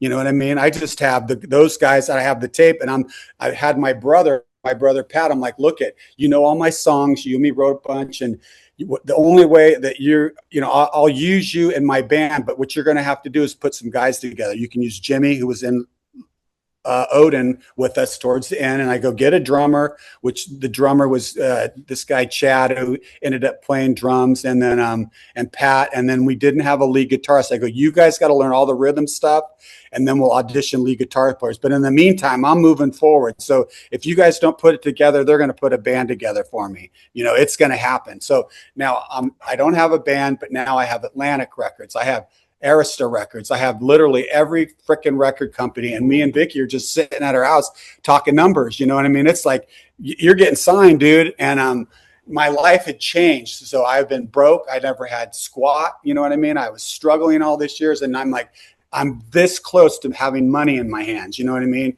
And so Clive Davis, he's the head of Arista Record. He's a very well-known person. Yeah. I don't know if you ever heard of him. So he's like Whitney Houston. So he meets me. And the reason he meets me is because I sign a record deal with publishing deal with BMG Music. So now we've narrowed it down to Clive and Arista and this lady at Jason Flom is the vice president, and then I forget our A&R person, Dorothy. So now we're like, I'm in the middle of all this stuff, and I'm like, I want to go with Arista Records because like Clive Davis is this monster guy. The publishing guy is like, you have to go with him. You realize how big he is. So we have this like one last meeting. He goes, let me tell you, he goes, I know you're like doing this music and stuff that you're doing. He goes, but what I want to do is I want to get a songwriter, and you have this like David Lee Roth, ZZ Top voice that I love, because I was like, if you listen to that record, like Seaside Lover, there's like this kind of like this real bluesy, growly kind of voice that I just had naturally. Mm-hmm. And we're going to go in that direction, and it may not even be in the same, kind of what you're doing. And I couldn't put that together. I was like what? Like, I'm going to be different. I'm going to have songwriters. Like, looking back now, I wish I would have had songwriters, because a similar thing happened with me with Atlantic. Are you okay? I keep you looking up like. No, I just looked at my dog. Don't. Okay, well, good. That's all you can do, because that's all I do is look at my dog. Charlie's right over there. So I was like, what are you doing? Okay. So I'm probably so anyway, so we have Atlantic Records, we have Dorothy and Jason, and we have Clive, and then Vicky's like, she goes, Atlantic Records just made an incredible offer. Like, you need to take this offer. And I know you need money, and you're going to get your publishing money once we sign this contract. And I was just like, I didn't want to, but I did it, and I mean, God bless Vicky, you know what I mean? That lady was with me through so much when I would be crying for days at a time, thinking, what am I going to do with my life? And thinking about suicide and stuff that we talked about earlier. But I mean, I just was like, I had no idea what I was going to do, because I was just like, I have to make it. You know what I mean? I don't know what else I'm going to do, literally. So we get that. So things turn around big time. And so now my brother has gotten the band together. So he put the rhythm section together. We started, you know, working with this guy, Steve, and he seemed pretty good, but like we played. So that's the other thing. Like we never played gigs. It's like, I heard that from somebody. It's like, we played the Palace and sold it out. Okay. So we played a huge gig that holds a several thousand people, sold it out. That says a lot about me, you know, drawing people. We did all the Troubadour, the Gazaris, the Roxy, did a big showcase at the Roxy, played in New York. So like we had played, you know what I mean? But like you have to realize, people don't realize this train's coming to an end. You know what I mean? It's getting ready to just end. And I kind of knew that because this is like a story with Warrant. So like Warrant was working on Dog Eat Dog at this time, you know, and I'm almost positive because that's just kind of how I put it together. And I was kind of like, no, wait. So no, that not yet, because no, not yet. They weren't, because things were still cooking for them. And and I'll tell you what, so I do I get the band, we audition, you know, we get Steve in the band, we do some pre-production. I get with a nightmare producer. Like, and I'm like, he doesn't play any instruments, he doesn't sing, he doesn't, you know, as far as I'm concerned, he doesn't know squat, you know. But Vicky, you know, so Bo Hill was going to do it, he offered to do it, but we needed like the thing with him too. So when I meet with Bo Hill, he's like, I really like you, but I don't know about your band, you know what I mean? Like, you know, like, you know, they're just like, they're not A players. And a lot of people, you know, so I'm just like, what? I don't understand that. And now looking back and what I do today, man, that's what you do. You get the best players to play on your record. You want the record to sound badass. You'll deal with everything else later. So he's telling me that. He goes, but you know what? He goes, I would need you to come to the studio, because we were at this studio that you couldn't hear stuff good. He goes, I can't really identify what's going on. It's horrible sound in there. I can hear you. I love you. And then you'll come and we'll kind of see what we're going to do. But he's like, I just don't think I'm going to be able to use these players, you know? And so I have that in my head. I don't tell anybody that. You know that he did that. I just talked to a guy the other day. That's just what he did. That's what a lot of bands did. Warrant did it. Yep. So I don't really grasp that concept. So also at this time, I'm working with this guy named West Arkeen. Yep. You ever hear him? So he's like a member of Guns N' Roses, kind of like a ghost guy. Right. And this was a trip. So Vicky sends me to him because she knows him. And so he puts me into this 4-track with all of these songs, and Axl's singing on all of them. You know what I mean? They're like all these songs that Guns N' Roses never did that he wrote. And I hear Axl. Sometimes there'd be a girl or something. And there's like, he goes, and I didn't really understand this, because I'm like, well, if you write these songs for me, how do I get paid? You know what I mean? He's like trying to explain, well, look, I'll get the publishing. You're going to play on the record. So and I just couldn't put that together. So like looking back now, I should have, there's songs on there that I think there's one that Duff ended up doing on his solo record in the last 5 years that I was singing that song. I was actually supposed to do it in a movie, and it was right up my alley because I could do that Guns N' Roses, that vibe, you know? So, but it was just like, I didn't grasp this. I just didn't grasp that that's what you're supposed to do. I just thought, you got to write the songs, you got to write the words, you got to do the melody, so you get paid. But it's not really like that. You know what I mean? Right. It's really, you want to get the best songs, and you want to get yourself to get out there, and so you can grow, and eventually, you know, that'll all work its way out, you know? Was the ending with and sorry to backtrack, was the ending with Odin ugly? Like when you were like, okay, or like when it ended for you, was it bad, or was it like, hey, all right, well, I'm going to go off and do my own thing. You guys are going to do this. Well, I mean, they knew that Vicky, I think I was telling Jeff or somebody, like just kind of like, because Jeff was probably my closest friend in the band. I think, you know, you'd have to ask him, because that period's dark, but they kind of knew what was going on. And I think Jeff had something going on too with Saint. I think like he was like kind of ready to do that. And I just really I can't say I totally remember. I don't ever remember us ever hating each other, because throughout the years we would always talk, and me and Jeff have always been friends, and, you know, and all that. But so I wanted to go back to, you know, the whole thing about people kapooing me like Vicky Hamilton, and, you know, and all that stuff. So I mean, so basically, in a nutshell, it's this people. She's a talent agent. She's a manager. She knows talent. Sure, she helped me get a record deal with my music. You know what I mean? And we released the record. I made it. You know what I mean? I did it. It's like you'll hear them and you hear it all the time. Oh, they're giving record deals out like pancakes back then. It's like, no, they actually weren't really. No. If you look at how many bands tried to get a record deal and you look up the statistics of that, it is a fraction of a percent. And it's probably one of the hardest things to get. It's harder than an MLB contract or NFL contract. Now, also, most of the people that get contracts don't ever make it and even make it off the shelf too. So, but I mean, do you think that Atlantic Records, I mean, you could ask anybody that says that, do you honestly think they're going to sign a band that they just think isn't going to be successful? Right. No, exactly. They're going to sign a bunch of them and see what sticks, but they think everybody has a chance of sticking, you know? And then, so basically I'm done with that. So once I think, and I hope I'm not just like going in circles here because I have a habit of doing it. So basically we make the record and this is how this all ends, you know, and then if there's anything you want to ask me, we make the record. We, before we did the video, so we go to New York, you know, I actually took the band with me to New York because we were going to play. So we play, they leave, I stayed there because we're going to do some mixing and some different stuff. And so I have my meeting and you go into this, you know, you go into Atlantic Records down there it's Times Square, like New York, you know, and, you know, we go up, I got a record contract with them. And now they want me to sit down in a room. And I think they do this with everybody. So they have like their marketing person and the vice president, blah, blah, blah. And we all sit there and we listen to the record. They put the record on a table and you sit and you listen and they kind of go, you know, well, we think this is the hit. This is going to be the single. Blah, they listen to it. So this is what happens. And this was the end of me. So they go in and then they you know, a couple people leave. And then this lady, like the main lady at the desk, she goes, well, this is kind of what the conclusion that we came with.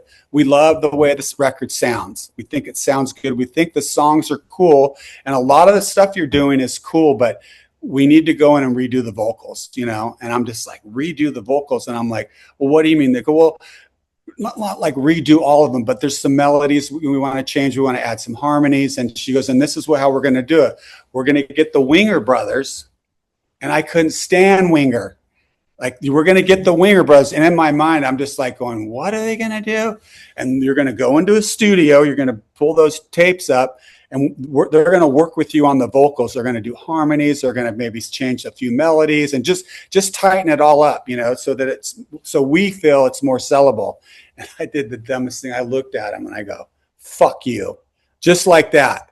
That was the end of Randy O. And I literally because I'm like, what? Like, you're going to have Kip Winger? Now I wish I would have had him come in a million times. I was just so dumb. You just don't know. And you're just like holding on to everything you have. Just don't want to let it go. You just think like, they're going to screw me. I'm not going to get any money. They're trying to, you know, take the melodies from me, or they're trying to take the, you know, music from, you know what I mean? And that's just how I felt. Now, so many years later, like what I realized, and I kind of realized it, but like I did my last record, the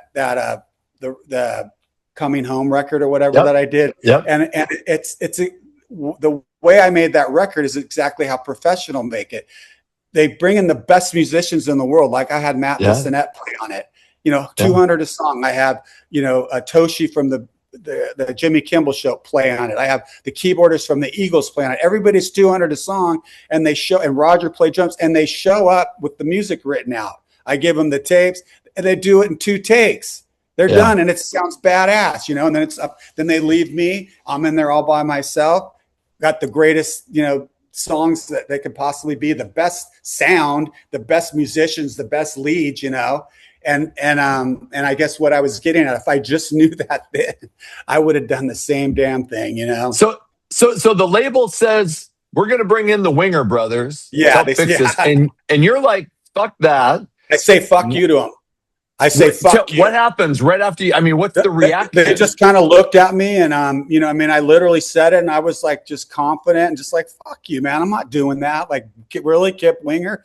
And they just kind of like, yeah, okay, well, you know, let's see what happens. And, you know, we'll talk to Vicky or whatever. I don't remember, but I just remember that after that, we did the video. I never heard a word from them. I couldn't call them. I couldn't talk to them. You know, I mean, it was over with. And they still owed me money, which they gave me. And then like my publishing company owed me money, which they gave me. And I mean, I got a substantial amount of money. You know what I mean? I got a substantial amount of money for that time. You know, a lot of money. And you know, and the good news with that is like, I don't want to leap ahead, but I wasn't one of those guys that just went out and spent all my money. I gave it to my grandpa. I gave like all my money to my grandpa and my aunt because I didn't know what to do with it. And they guided me. Like my grandpa is very wealthy and he had helped me my whole life. So I trusted him. And like with all of that, the good news is I ended up buying a home. You know, that homes were cheap back then. And, you know, and I didn't do it till a little bit later on, you know, after like in my 25s, because he had the dough, my aunt had the dough. And they helped me with that. So I'm grateful for that I wasn't stupid enough to just like go blow it all on drugs and drink and do dumb stuff, go to strip clubs. And you know what I mean? Because a lot of guys do that and don't have a pot to piss in. You were talking about you and Chris Holmes are freebasing cocaine, which I mean, I've never done, but I've heard is a bitch to stop. Like, were you out of control or did you feel like you were still able to function and do all the stuff that you needed to do? No, for definitely was, I mean, when you're on it, you're out of control. Okay. You know what I mean? You're definitely out of control, but the feeling is just like nothing you've ever felt in your life. It's just so euphoric and it's a really short time period. And it's really like, you know, you're jacked up, you know, like you're just super jacked up and you feel super good, but then it goes away relatively quickly. So no, I mean, we would just like, you know, Chris had a dealer and like, I didn't have any money then, you know what I mean? So he had money, or other people I'd be around because Chris was a rock star, you know, and people would, you know, give him the stuff really. So he would do it with me. And then when I was working, I'd get some money, but you know, So, I mean, but out of control, I overdosed 3 times, just put it that way. So out of control, I definitely overdosed too much cocaine. You know, I have a couple of stories. I don't know if I need to go into those, but they're kind of pretty wild. Like, I mean, so basically, so me and Chris obviously did a lot of it as far as like the drugs go. Like, so I kind of, there was points like, you know, that movie about as far as like suicidal and all that stuff, you know, I had tendencies of thinking that because I was so depressed that I was never going to make it and didn't really know if there was any way out. And I never shared that with anybody. But now I can talk about it because I'm never going to do that to myself ever. But basically what had happened is this isn't totally musical, but it kind of ties in with the drug. It's like I was dating this girl when I was in Mary Poppins. And so, you know, I was in love with her. And so she ends up leaving me and she gets hooked up with this coke dealer, right? So, but she still kind of loves me, you know. And then my brother, I don't know if I told you, like my whole family's like criminals and in and out of jail. My brother's an armed robber, you know what I mean? He's in and out of prison. So we catch wind that, you know, she's with this coke dealer. So she's seeing me and stuff. And so one night we go, we're going to rob him. We're going to take all his cocaine from him and we're going to take everything else he got, as you know. And so I remember having this like blue, like, Baja, remember those Baja bugs? And so we get into it and we go, you have to, and she's like, okay, you know, I'll take you to him because she wants coke. She's a coke whore, you know? She goes, I'll take you to him. So we drive down to Silver Lake. She shows us where the house is at. And my brother's got a gun, you know what I mean? He says to us, he leaves and he says, if he's in there, I'm going to kill him. I'm just going to let you know I'm going to have to kill him. And we're just like, what? No, you know, we're freaking out. We're like, you know, 17, 18 years old. And that's her boyfriend and stuff. And like, and I just remember sitting there and he leaves with the gun and it's raining. I'll just never remember. It's just pouring rain. And the thing I won't forget either. It's like, so the windshield wipers are going, but one of the windshield wipers, you know, was not there. There was no rubber. So you're like this rhythm. And she's like, can you please turn that off? Please shut that. She's like back there panicking. She's this beautiful girl too. These big, beautiful blonde eyes, blue eyes and blonde hair. And so next thing I know, so we're sitting, I'm like, oh, shut up, bitch. I'm like, shut up. You know what I mean?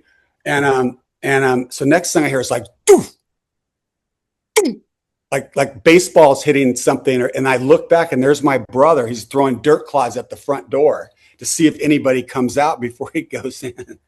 So next thing I know, he comes back and he's got like two ounces of coke, of pure cocaine, money, jewelry, all this crazy stuff. And he just looks at me and her and he goes, everything's mine, but here, this 1 ounce of coke is yours. You know what I mean? And I'm like, so here I am with an ounce of pure coke, a guy who does coke. So for like the next 3 days, you know, me and the band and every band that I know, every friend that I know is coked out of their mind. And this is the first time that I overdosed. So I'm like, I go outside after like 3 days of traveling around, getting everybody high on this coke, not knowing who I am, walk out. And that's all I remember. I walk out, I blacked out, hit my head on the asphalt, and pretty much was dying. And then my brother brought me back to life. You know, call the ambulance, you know, go to the hospital, and there's more little stuff in between it that you don't need to know. So that was kind of like the first time that, now, was I trying to kill myself? No, but I went there for an overdose. I ended up going back 2 more times for overdosing. And then the third time I was there is when I kind of just said, I'm done with all that stuff. I probably started going to some meetings, is that they said, look, we think you're trying to kill yourself. You know what I mean? It just seems like this is the 3rd time you've been here. I don't know what your problem is. You're either seriously addicted to this stuff, or you got a death wish. You know, basically, if you don't do this and that, you know, I don't know if it was 5150 or they were going to do something to me. I don't really remember, but it made me kind of go, I think I'm done with this stuff, you know? So, I mean, as far as tying that into the music, you know, I just was doing it with the band and everybody else. But you never got like crazy out of control, whether it was drinking or drugs, like in 87, 88, 89? Well, I partied and drank and stuff, but when I met Chris, I would drink some beer. I was more into smoking a lot of weed. And then I kind of did coke because it was there and people put it in front of me. And even with Odin, the guy was a coke dealer. So it was just part of the scene. You know what I mean? Yeah. It was just like coke, especially coke and women and, you know, weed and, you know, all that kind of stuff that was happening. So So Lostboys, you know, like you talk about, like after you say "fuck you," basically, they don't promote that record at all. Like I collect music magazines. You never saw anything about the Lostboys, so they don't promote it. At what point do you go, or do you know, hey, this Lostboys thing, it's over? Well, I mean, so basically now once it comes out, they do the video. Now it's basically in Vicky's hands to like get us on a tour. Yep. So now this is like, so now we in 90? 90. Yeah. Well, the shit's falling apart. You know what I mean? And that's what the story that I was going to tell you with Warren. I don't think I told you, is that, did I already say the story about Warren, about knowing the end's coming? So this is how I knew. Now that's all done. They're on Dog Eat Dog, right? Yep. So now I'm in the right time frame. So they're in Dog Eat Dog. I'm kind of hanging out with my cousin and Janie, because I was building studios. I was kind of done with that, and I'm a contractor and a builder, and I'm just always been able to do that. So I build a studio for Dixon out in the valley. I turned his garage into a total recording studio.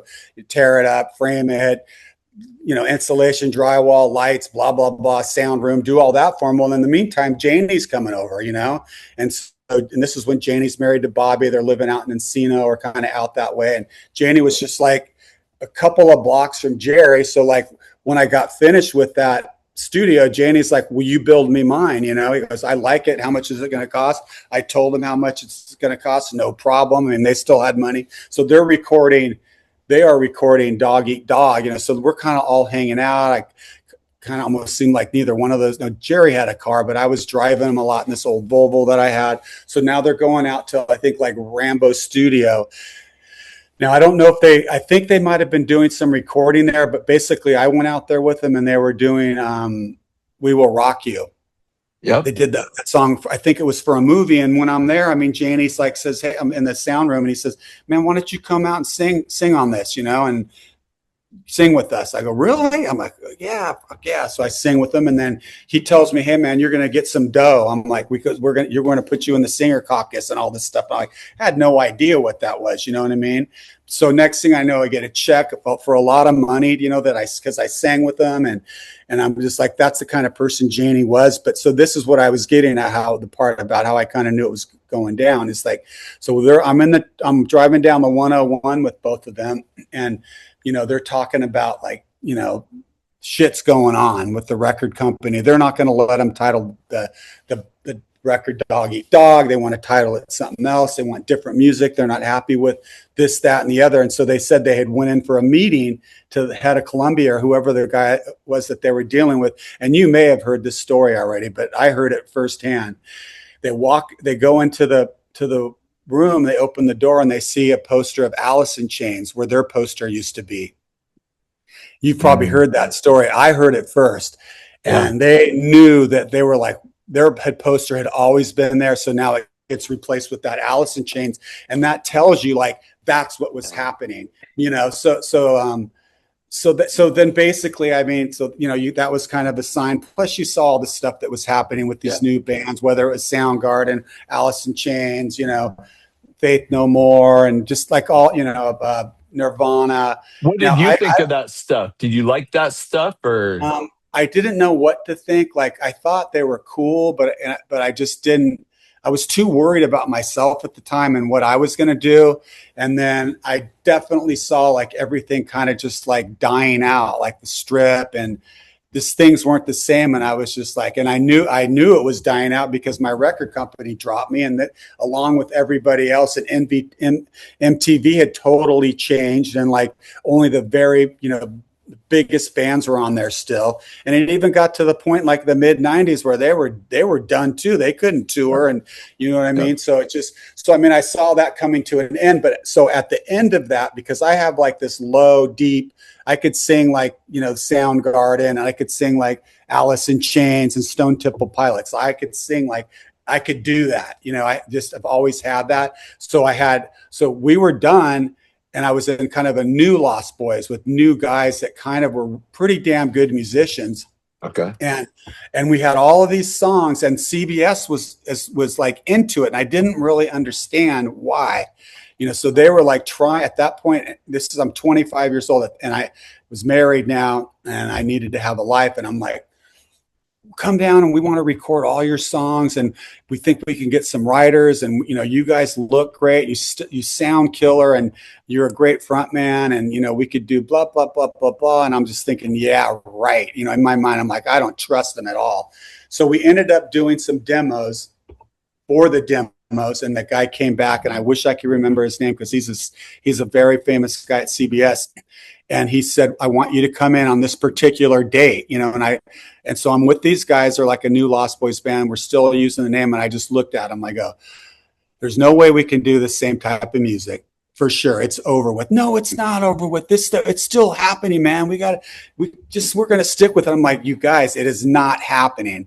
I go, we're going to have to change the name, and we're going to have to start all over again if you want to do it, And they were like, they just couldn't. They just didn't want to do it. And at that time, I was like, I'm not going to sit here and try to convince anybody to do anything. I just told them, I'm done. I'm out. It's over with. See you later. Good luck. And then that was kind of the end for me. Then I went on to my life, which, it was a little bit hard at first, but I mean, it ended up, I look where I'm at now. I'm a rock star, dude. I live like a rock star. I have a compound, I have, I don't want to pat myself on the back too much, but financially I'm set for the rest of my life, and have, race car. I have old Camaros. I got trucks. I got, they're things, you know what I mean? They're just things, but my kids can drive them. I have my family all live in homes on this 25-acre property. We're all together. We're like homesteading. If you watch my video on my YouTube channel, I'm trying to get, and it was just, and I don't want to end everything now because we can get to that, but it's just like, that's what this has all brought me to. All the lessons that I've learned, how to trust, how not to trust, how to believe, how not to believe, how to treat people, how not to treat people. And I wouldn't want my life any other way. You know what I mean, man? All the goods, ups and downs, they were all for a reason. And it brought me to this place where I am right this moment with you. Like I could have this wonderful conversation with you, and I'm not afraid to share anything with anybody, because it's all the stuff that happened in my past, and people, like we talked earlier, they're very interested in it. It's like, so like right now, this may sound weird, I almost think we're bigger now than we were before. You know what I mean? I really, because with all the social media, and even like our show, we played this show, and there's like grandparents, there's like parents like that are my age, there's their kids, and there's their kids. So like 4 generations, you see little tiny kids, young girls and young boys, that are under 20 with their parents that are 40 and then grandparents like my mom, 85 years old. So it's like, that is a trip, and they're actually watching you and digging it. And then like, you probably know way more about the music scene than me, but it's kind of like the metal, like these underground bands are kind of making a comeback, like Odin. Like there's people that are actually interested in Odin. Yep. So yeah, I mean, weird. You guys, and we'll get to that, because I completely agree. It's like there's this resurgence, and I don't know, but like people are talking online about, there's all this nostalgia for these things that we miss from that period of time. I'm a bit, I'm part of it because I feel the same way. That's what I talk about here. So, what did you do in the 90s? I mean, like you're like, okay, I'm out of music. Like what was the change for you that you did? So basically what happened to me, so like, whatever, the record ended up, and then I needed to work, I just kind of needed to work. So what I first ended up doing is my cousin, like my second cousin is a plumber, and my first cousin had worked for him for years. And I was just like, maybe I could learn a trade. You know what I mean? So I ended up going and working for him, and totally learned how to be a journeyman plumber. So I did that. And I mean, I have a little story with that. So in the beginning, he's like a blue collar guy, wear a uniform and all that, your name and the, United States flag on the other side, and got to wear the uniform. But I remember putting that on and going home. And I think I was still smoking weed at the time. And I looked at myself in the mirror, and I started crying, just crying. And I just go, this is what my life has become. It was so sad. And so it was horrible, And I remember my wife like saying, no, everything's all right. And, it's going to be all right, blah, blah, blah, blah, blah. Cause I was with her, and we were super young. And then I kind of just embraced it. And then before I like left him, because I was trying to get in the motion picture industry to be a Teamster, because I'm like, would it be like 4th generation? I don't know if you know what Teamsters are. They're basically the drivers for the motion picture industry. They're like the highest paid, drivers out of everybody, even more than UPS, with the killer benefits. But so I embraced that. I actually didn't get into the Teamsters first because his sister worked in animation. Okay. So I was like, I kept begging her, because I didn't want to plumb. Like, can you get me a job over there at Disney? Like, could you get me a job, please, please, please? She goes, well, I can't really get you into painting, because she was an ink and painter. Like they used to paint cells and stuff. She goes, but I could probably get you on Space Jam as a PA. So like me, I go on Space Jam, and next thing you know, like I'm the guy, because I'm just the guy. Like, I don't know how I do it, but I went over like the accountant lady, like she loves me. I'm like talking to her. She's like a bigwig. I'd go in her office. We would just chat and talk, and everybody else had to take their time cards, and give them to like the supervisor. I'd walk my time card right into her. And I was like doing 100-hour weeks. We worked 7 days a week. But I don't know if I actually did 100, but I put 100 down every week. She never questioned me. So I did that. And then I worked my way up in Warner Brothers. So what I would do is I was a PA, so just a grunt, barely making it. But I worked enough hours to, do well. I just had to put in all those hours. And then there was a painting department. They do ink and paint. They paint cells, and it was becoming digital, so they were doing it digitally. And so I met this lady, Constantine, and I just started becoming her friend. And that's kind of an interesting story there too, because I worked with Madonna's sister. Wow, no way. So I met her. Yeah, I met her there. So yeah, so anyway, so I basically would go there after lunchtime. I go down and learn how to paint, and eventually they had a night shift. So I basically got in the animation union. So now I've got a bump up. I got into a union. I'm working in animation. Ended up doing some really big movies. Ended up working with the directors, and I ended up becoming a final checker.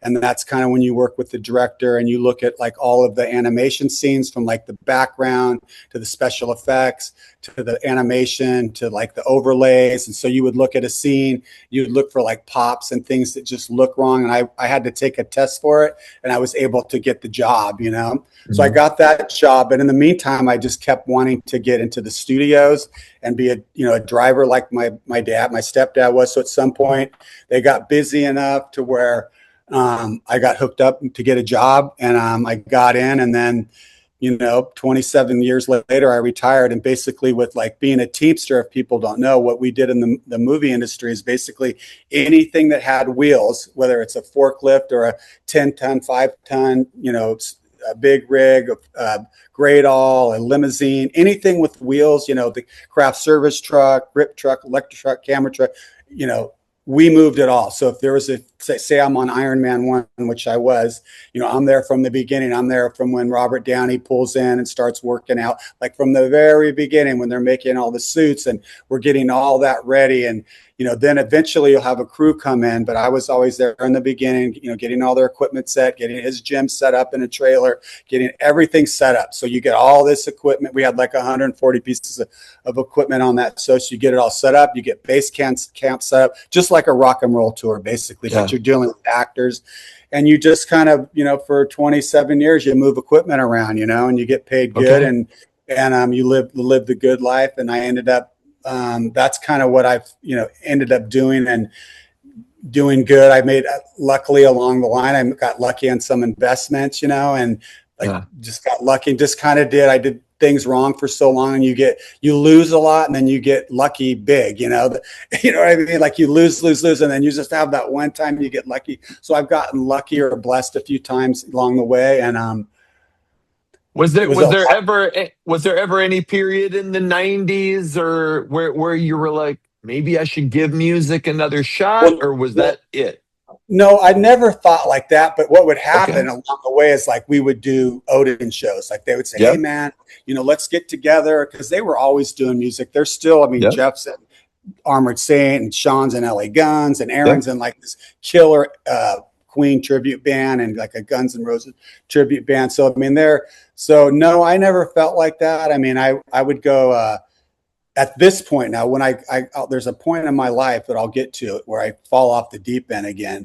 So basically, I would do these Odin shows, and then, I don't know if I should get all into it. So basically I was working for the studios, and with the studios, it's like a 10-year period of like, to become a group one, like you have to, which when you're a group one, there's 3 groupings. There's a permit, a group 3, a group 2, and a group 1. So like you go through these phases just like to get a black belt. So like you can't work all the time until you learn how to drive everything. And it takes like 10 years, 10,000 hours, basically. You got to get, because I had almost 60,000 hours when I retired. So you got to put your 10,000 hours in before you become a group 1. So they can call you and, hey, you need to be on this. Hey, you need to pick up that tractor. No, you're going to do a grip. You're going to do 5-ton. You're going to drive the limo. You know what I mean? So there's like, you need to learn a lot, and then you need, so basically, through that period of time, I had gotten an offer from my biological dad, because I was a general contractor. I've always had a general contractor's license for 40 something years.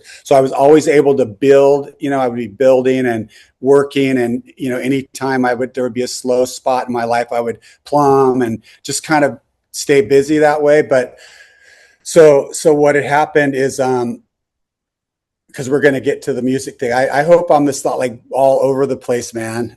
Like I sometimes I get off of the music thing, but it always kind of comes back to it.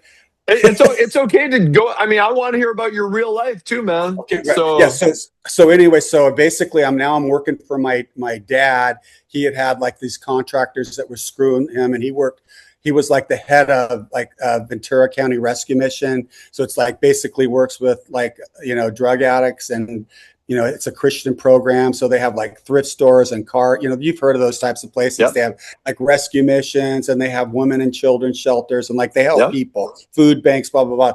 So he was getting screwed by these big time contractors, and he talked to the board, and he knew I was in the studios, and he said, man, I need you to help me with this project because they're screwing me. They can't get this mission done in the valley, and I just need someone that I can trust to do it, and I'll give you whatever you needed. So he kind of gave me the same amount of pay, you know, gave me some benefits, and I went to work for him. And, you know, we started off with like, I think they had like $80,000 in the bank, and they had like $180,000 budget. And by the time my dad had ended, and, you know, I had left before, I mean, he ended up with like $20 million of real estate paid for, with women's shelters, food banks, you know, all these, you know, all this stuff. So he's pretty remarkable, but I helped him along the way. And, so I basically got that project done.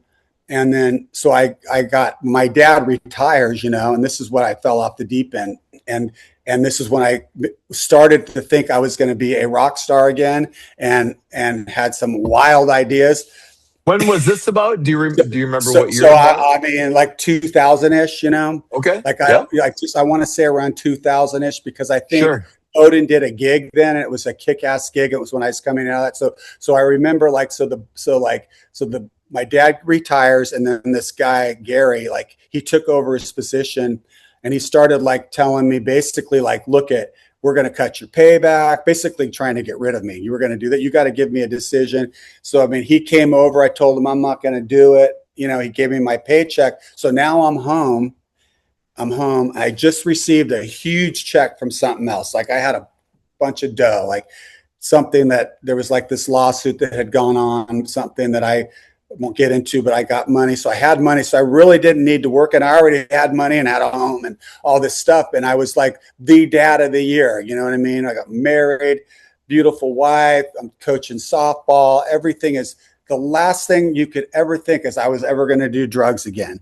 So I start coaching my daughter's softball team, and there's this guy there. He's like a Tommy Lee type of guy, and misery loves company, boy. And so like he's smoking weed all the time, and I'm smelling it. You know, he's like, you don't want any, you know, just like the devil, you know, like you would see in a movie, you know, you sure you don't want any? And like eventually I kind of start smoking a little weed, you know, my wife kind of knows, whatever. And I know it's wrong, you know.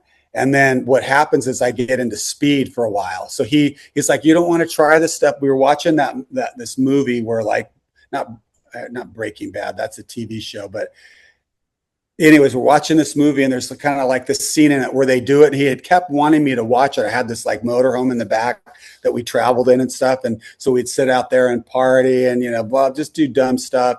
And then he was like, you sure you don't want to try a line? So I like literally tried a line. And I felt like, oh my God, this feels so good. You just felt so like euphoric and energetic. It was so weird. I had never done that. Like, it's not like Coke, and it just, you felt so good. You know, it just felt like I was 18 again, you know, and happy. And then I remember like the next day I woke up and I'm like, I want to get more of that. That stuff's cool. I have money. I have a life. I have a wife. I got kids. And I remember driving in this old Chevy truck I had. It was all like an 89. It was bitching, dropped.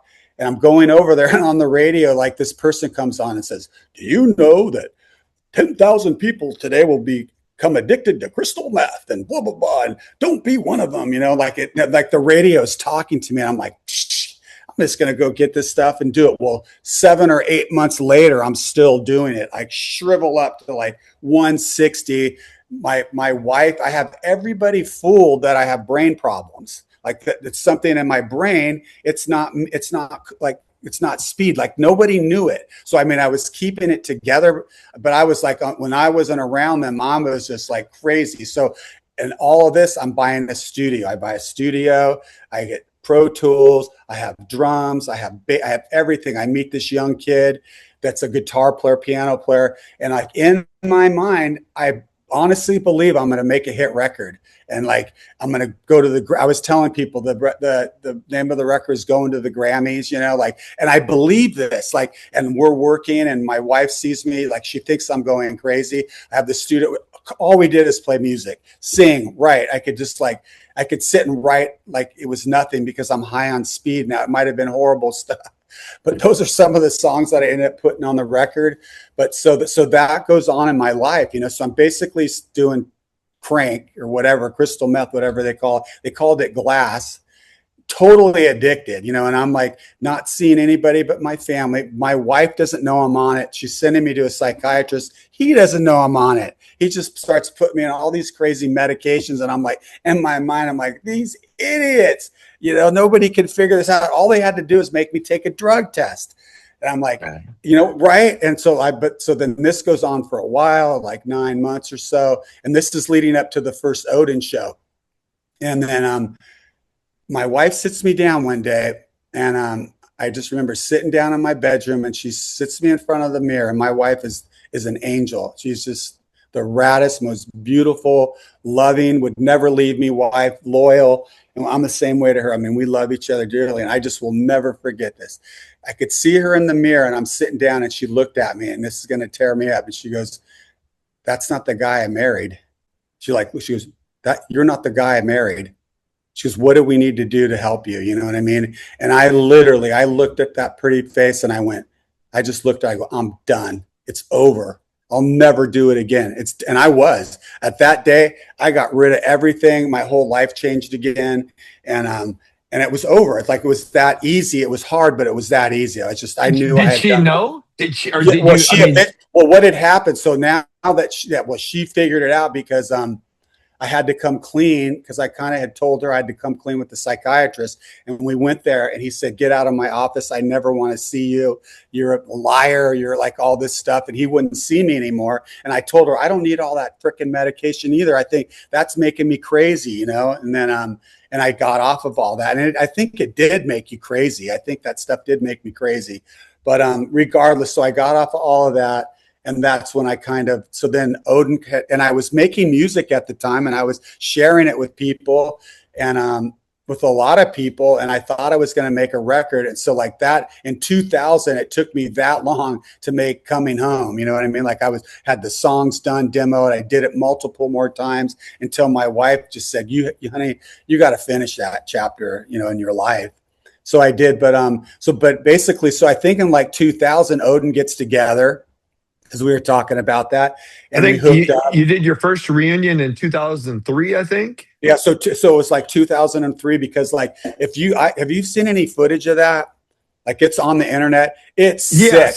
Like I sang, I could hit every note. It was like I was 19 again. And I mean, it was just like, it was the most killer show, man. And I was so proud of that. And then it was just too bad. Like, that was it, because, you know, meanwhile, my life goes on. I'm working for the studios. We're all trying to make a living. I couldn't imagine. Plus, I'm living in Ventura, you know, by the beach. And I just couldn't imagine, how am I going to be in a band, you know? And I think we would do, you know, some show like one-offs and stuff, but you know, that was kind of it. You know, I'm glad that we filmed it, because, you know, it captured a time in my life where it's like, I will never forget, you know, coming out of that whole drug drama after being completely sober and clean. Like, you would have never thought that would have happened to me.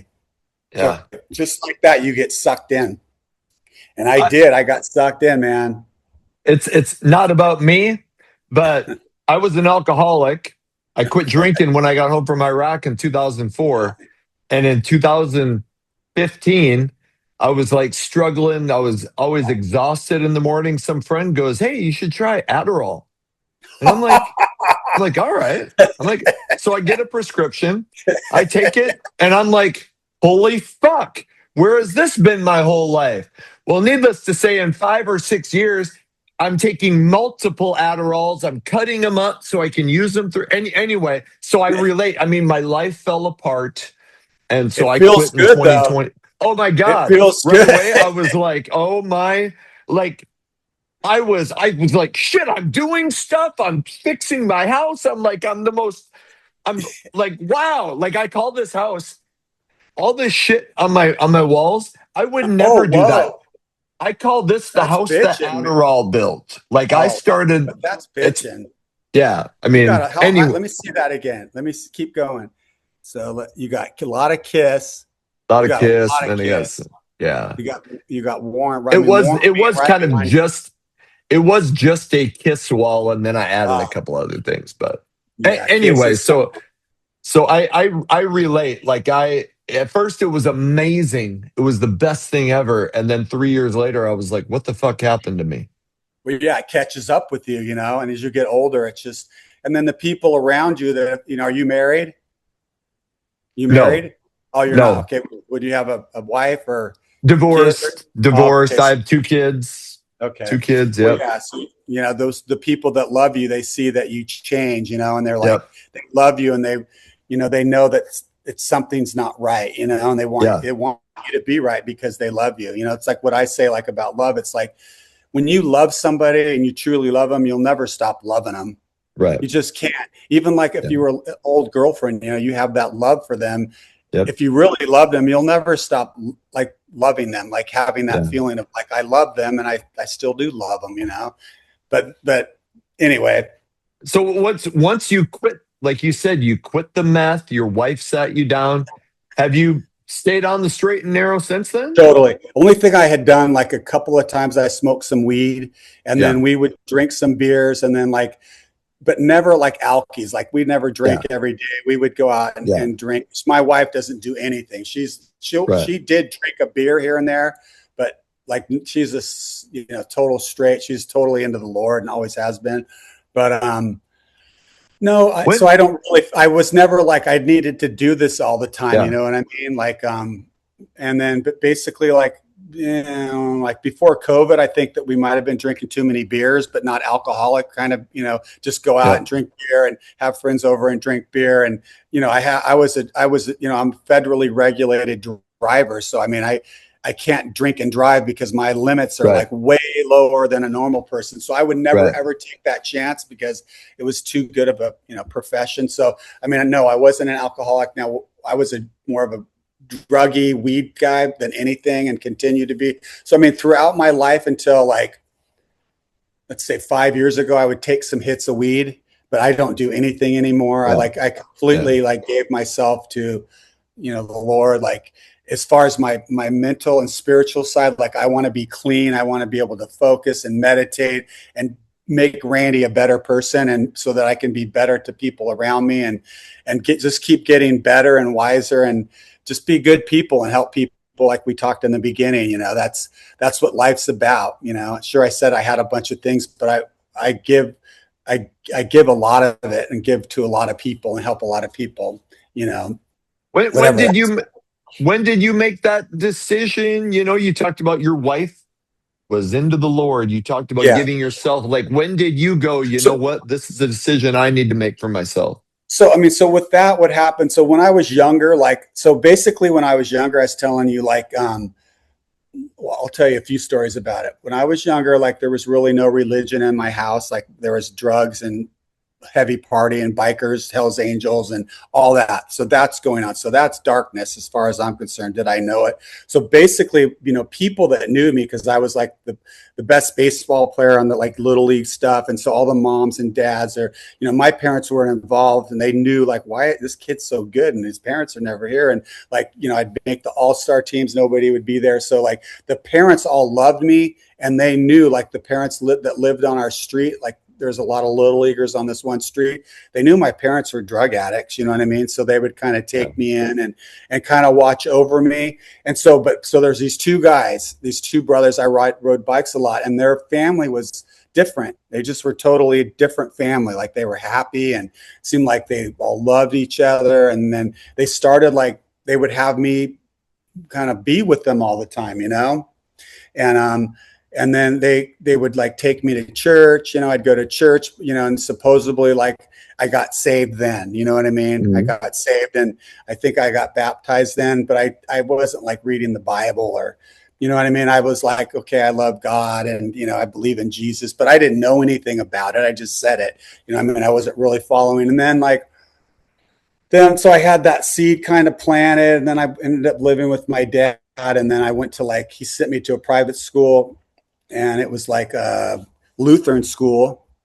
So I was getting more of that religion, you know, taught to me. And I was around a lot of kids that were just like me. We were at a religious school, smoking dope, sneaking stuff in, doing crazy stuff. So, you know what I mean? We're at a religious school just because our parents don't want us in a public school, not so much that you're religious, you go to a religious school. But so then what happens, like, I like right around the Lost Boys time, I like completely like was just seeking out like God.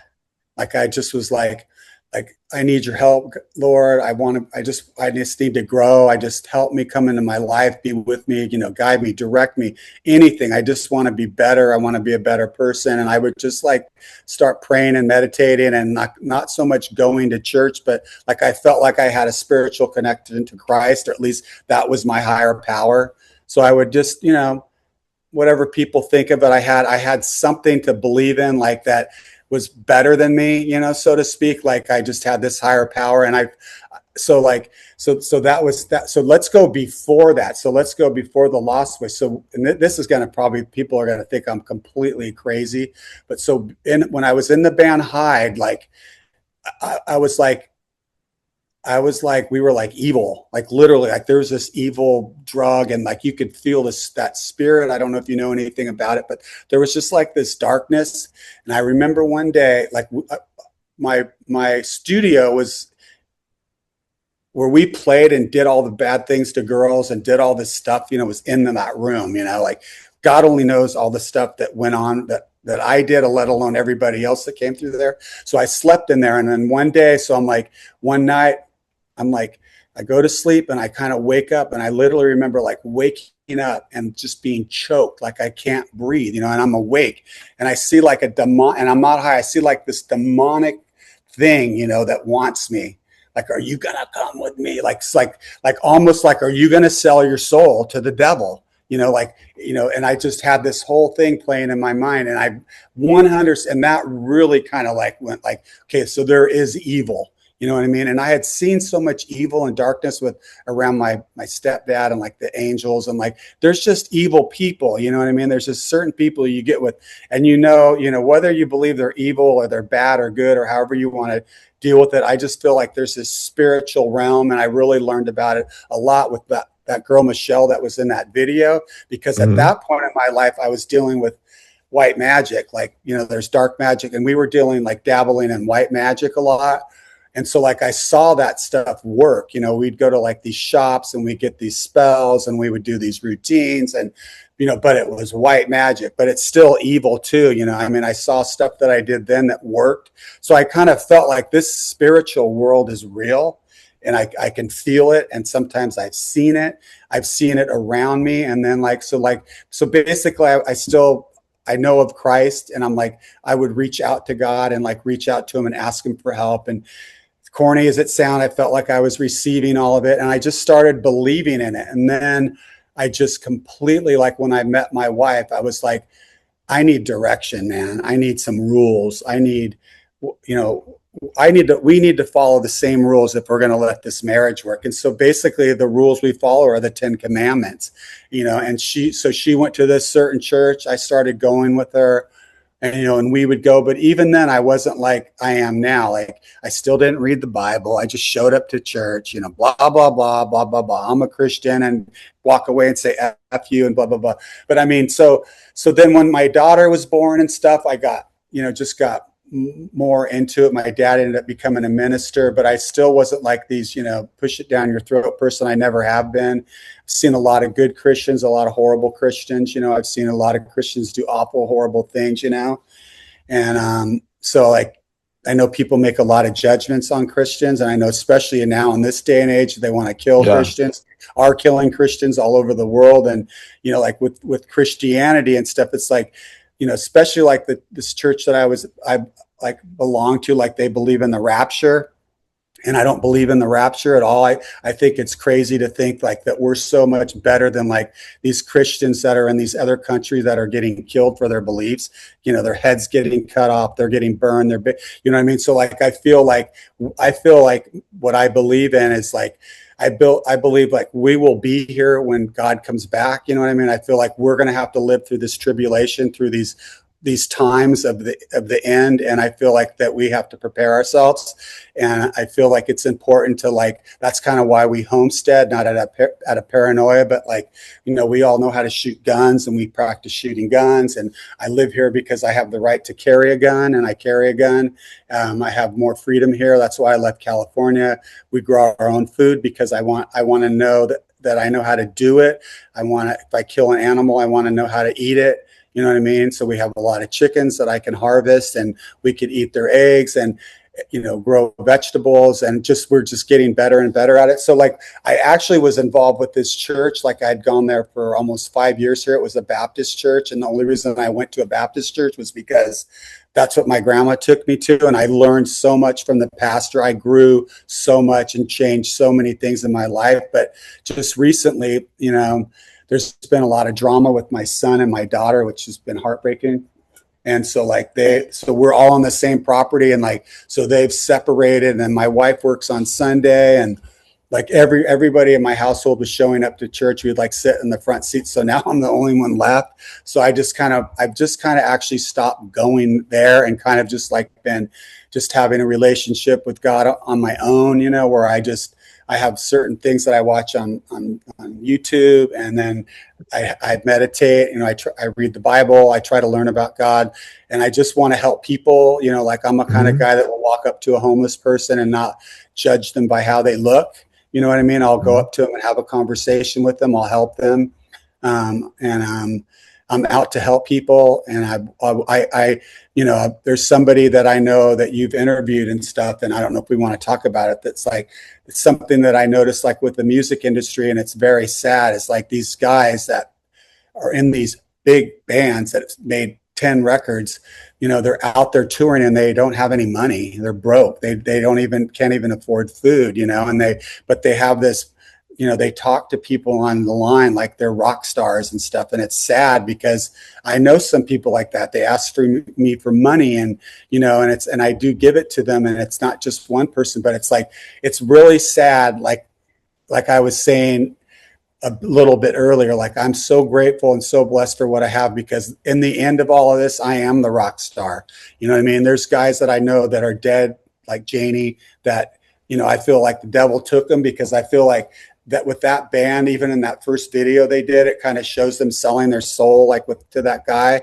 And I've seen it so many times, and I've talked to so many band members that, like, literally somebody has to die in order for them to have their success, to get their fame. Like, someone sells themselves, or somebody, and people may not believe in that, but I've seen it where, like, somebody's got to pay the price for the fame. You know, you look at Rat, you know, Robin, he's gone. You look at Warren, Janie, and you could continue to go on and on. Look at Bon Scott.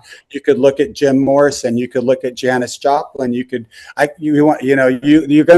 just keep going. So it's very coincidental that happens, but I feel like music is spiritual too, you know, and I feel like,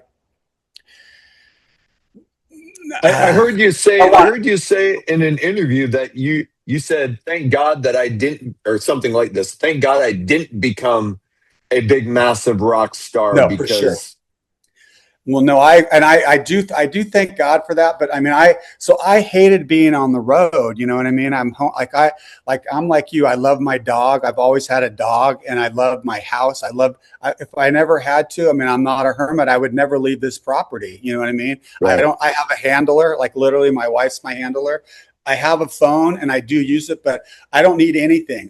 Like my wife pretty much does everything. You know, I don't write a check. I'm capable of it, but I have, just so I can do my thing. Like I have my job here, and that's run this property.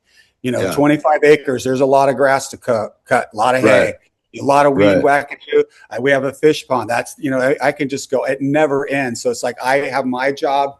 You know, she has her job, but anyways, I don't know why I just kind of went off on that. But do you think if you had become a big rock star, like, you would have succumbed to the drugs and the alcohol? I would have died.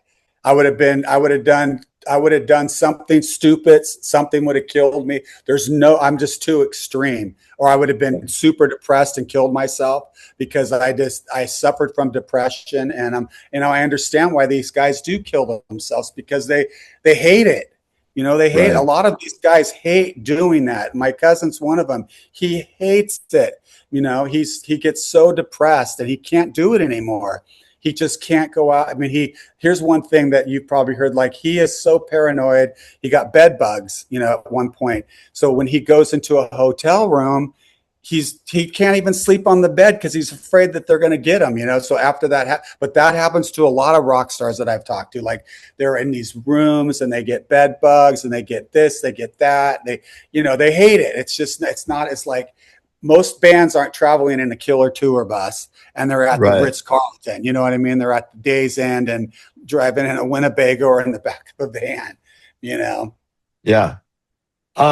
Did Jerry ever talk to you about what it was like when Oh, Warrant with Janie no. Lane leave? And I was with him. I mean, when I was making those studios, I mean, for instance, I knew Janie and his wife was over because she was totally trying to get me. You know what I mean? He was gone. She was there. She just had her baby and she would have me come in. And it was just like, it was so obvious. I mean, I was a rocker. She knew who I was. I was handsome. I was, studly guy, looked good. And she would have me come in there. And I was just like, I was married. I wasn't going to have any of that. But so I was Right. part of that drama.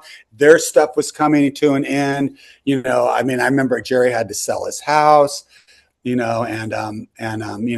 was always having his problem with alcoholism. It was sad. Yeah. And so that had always been going on, and then, as far as like I said, I spent time with them, going to the studio with them. But Jerry, I mean, he lived like a rock star. He played all the big places. He's seen it all, but he hates not being home too. He wants to be home. He doesn't want to be on the road. He doesn't like getting in a tour bus. He doesn't want to be around all those people. Like even now he like only plays once in a while, and he hires the bass player. He actually pays him half of his salary because Jerry is Warren, him and Eric, so that they own the name and everything. And whether you like it or not, like Jerry and those guys were the original Warren, like before Janie and them. So he has the name. And and on a side note, I mean, it's like as far as like people getting pissed off, like that there's Robert sings for them and it's so dumb. Let me tell you something. It's the best thing for that band and to sell records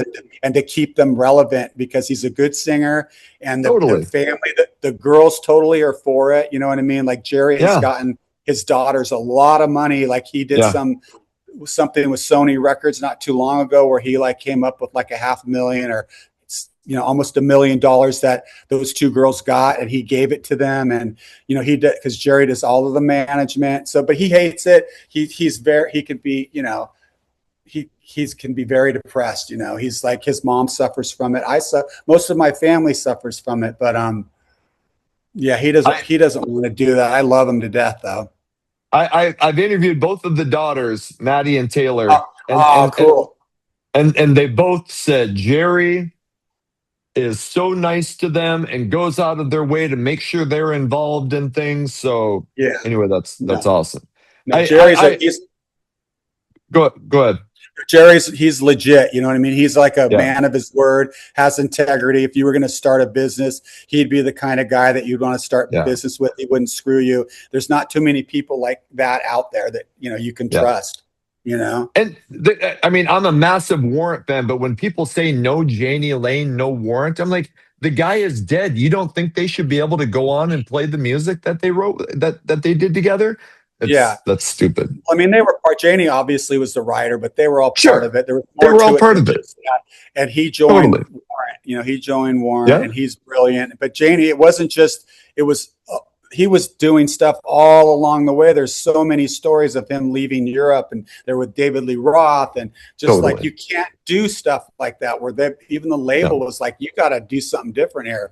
But I mean, I love Janie too. I had good times with Janie.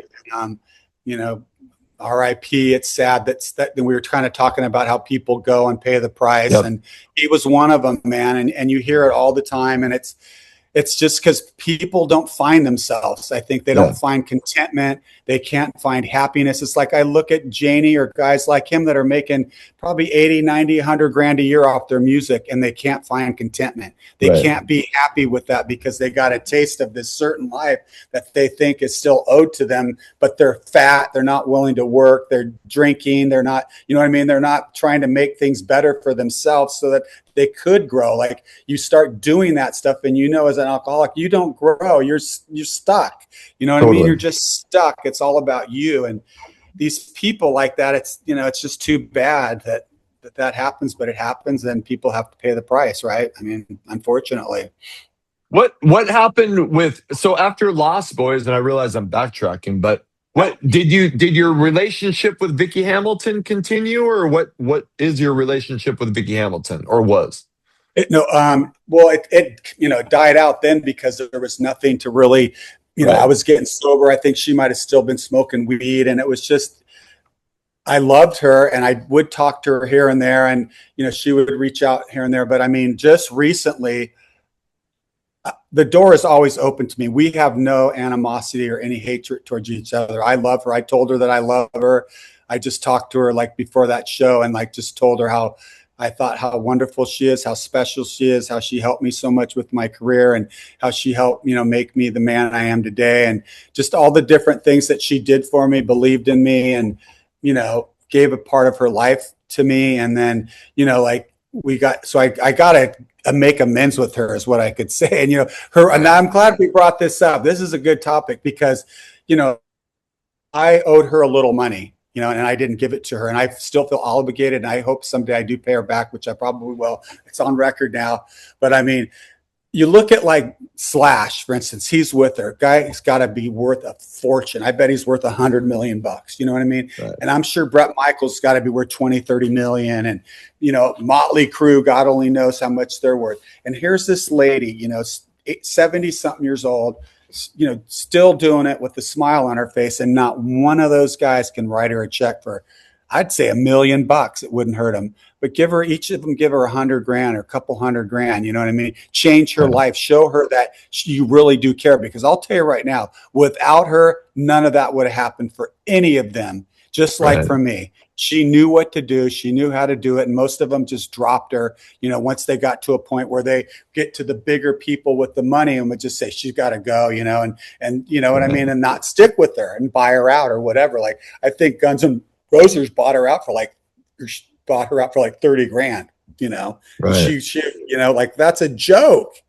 Right. That's a joke. Right. But I mean, those, so yeah, kind of like with her, I kind of feel like those people, even when I was at the show the other night, when I did it, which was a killer show to see Slash and Steven play and Duff. And then I think Gilby was there. And That was the Jennifer Perry tribute, right? Yeah. Yeah. That was, Okay. But I was just like looking at them and their entourages and like their big black trucks and bodyguards. And I'm like, they should give her some money, man. Like give her some dough, dude. Like, I hope he sees this. Give her some money. Show how much, those guys could do it and write it all off and make her change her life, Right. But, they're, right. Anyways, I don't know what that's all about, but. So we talked about, you did the first Odin reunion in 2003. Yeah. How do you guys start the conversations and go, you know what? Let's fuck it. Let's put the band back together. Let's play some shows here and there. Well, usually we'll get an offer, you know what I mean? Yeah. And actually the offers are pretty good now. I mean, we've never had to pay to play. So like we got offered to play just recently. We did that Rainbow show. Jake offered us and gives us a substantial amount of money so that we can all get together because we're from all over the place and, make it worth our while. And then we're going to do the whiskey again here on the 30th of January. So we're doing that show. But like Jennifer Perry show, Vicky, told us that Slash, said that she should have Leatherwolf and Odin because she knew Jennifer. And just along the way, people will offer us stuff or, like this guy, Tom, for what hurts or whatever. He kind of like got involved with us for a while. I know who he is. He kind of is involved with the old bass player from Megadeth.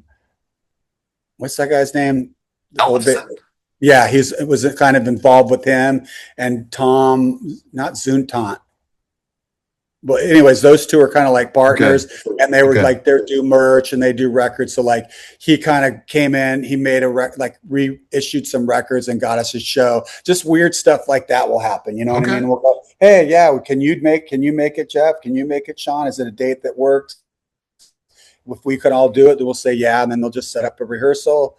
And that's kind of what happens. You know, now we have a contract, which I really don't know what the contract means. I mean, I know they're giving me some dough, so it's real. And then, you know, we're going to do a show because we're going to also shoot like live there. I guess they're going to videotape us live and then put out a live, you know, recording and, you Okay. know, then do a couple of singles. So, I mean, it's just stuff like that. And we would play if people want to pay us to play. I mean, we'll get together and play if Jeff's not playing or Sean's not playing, you know, or Aaron. So that's kind of, you know, weird. And, you know, Aaron has his life, you know, he's a realtor and doing well. And then, you know, Sean, I think he retired. So he's just fully doing music. And then Jeff, I don't think Jeff's ever worked, but in a band. I mean, I don't think Right. he's ever had a job really. I just think he does music as his job.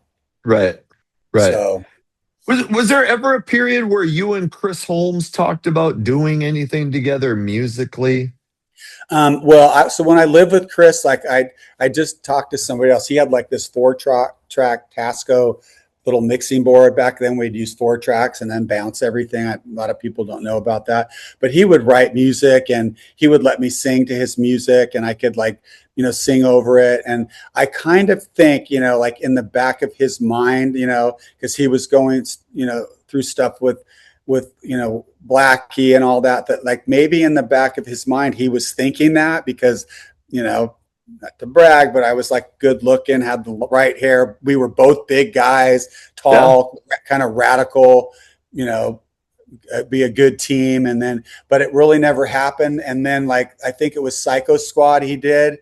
And that was like a band that, have you ever heard of Psycho Squad? He did a band called that. I think so. I had Yeah. him on about a while back, but yeah, okay. Yeah, And so Psycho that Squad. band, yeah, they had let their singer go, but I mean, I had my life going at the time, but I Yeah. did go down because we had like Odin had played this gig out in the valley that he had come to, and he was like, "Hey man, I'm doing this band. You want to come to SIR? We're gonna, you know, rehearse, and if you want to try to do some singing or whatever." But it was just too much for me. I was just like, Chris plays so loud, like he plays louder than any guitar player, which I love. He sounds killer. You know what I mean? Yeah. Um, Speaking of guitar players, let's talk about Blue Murder. Okay.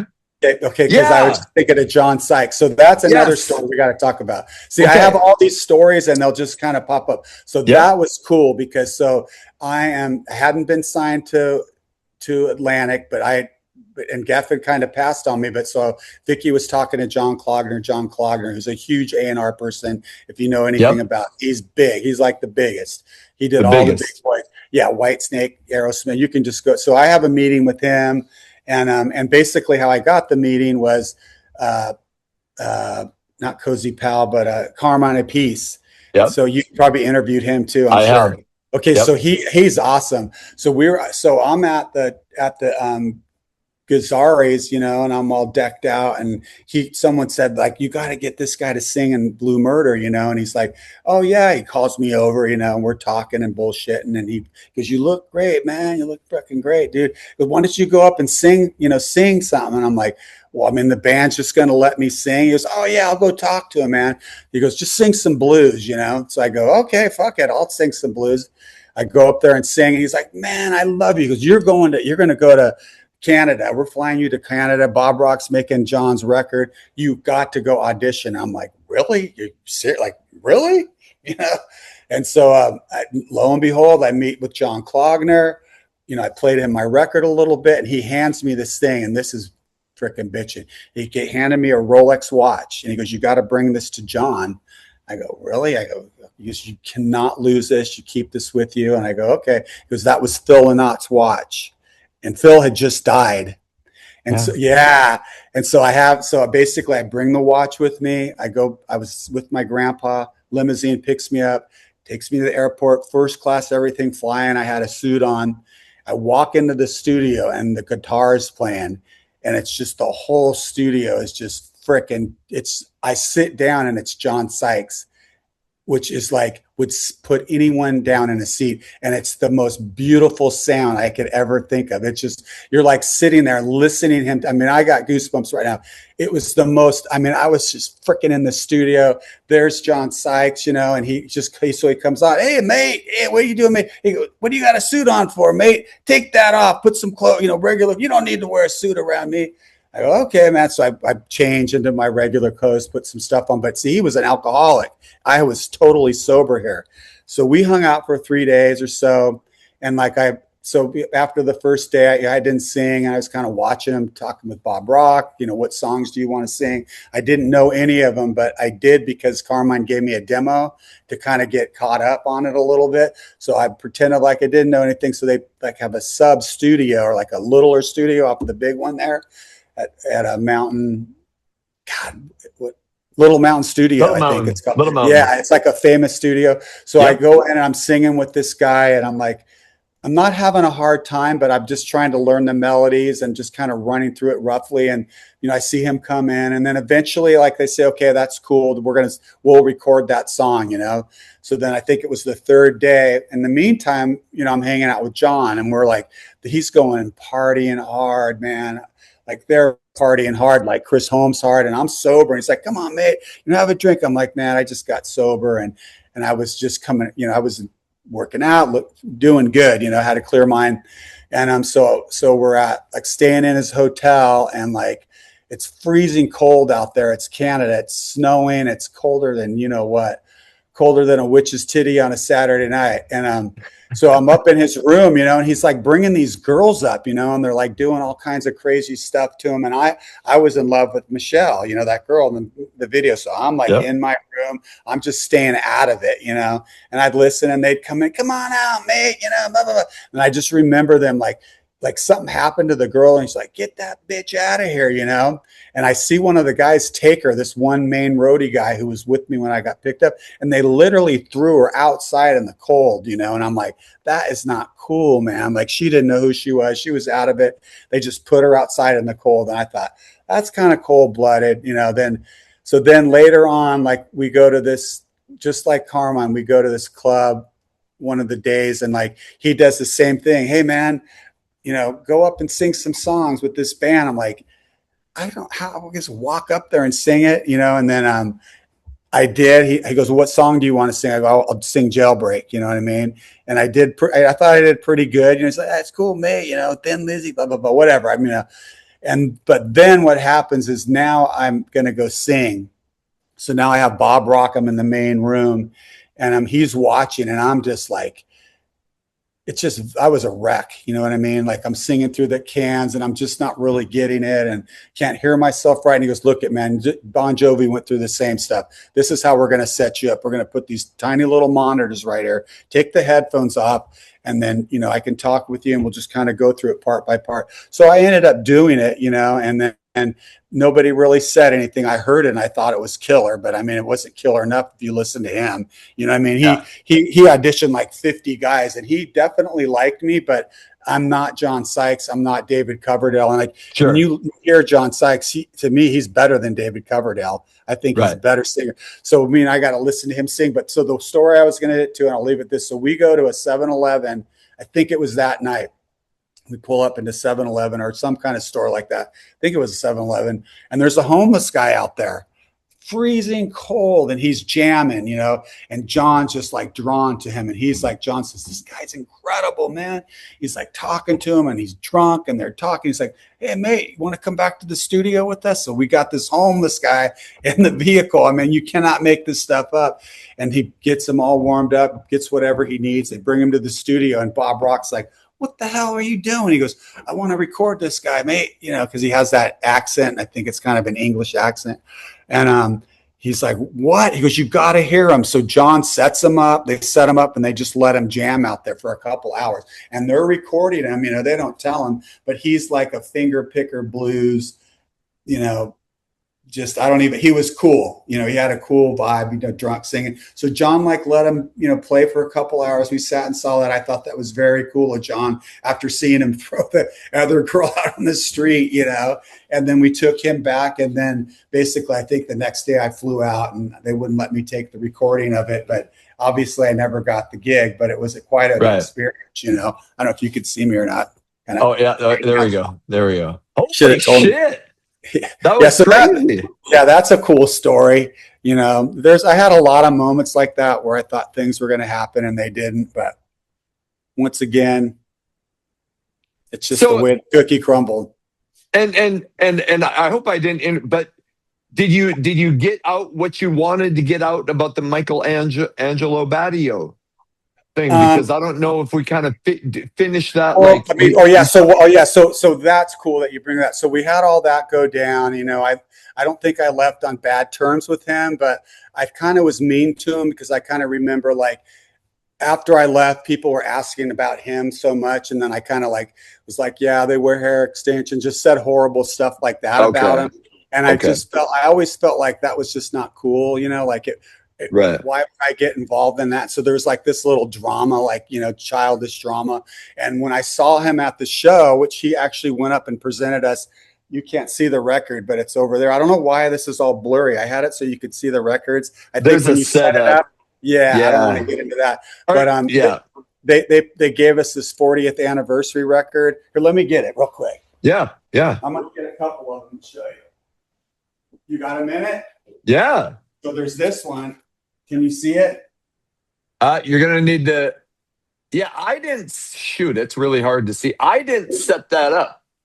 That's got to be something on your end because now I do. Oh, yeah, now I do. Yeah. Don't take no for. Oh yeah, 40th anniversary. Yeah, so it's 40th anniversary, and then this one you'll love. Hopefully you can see it.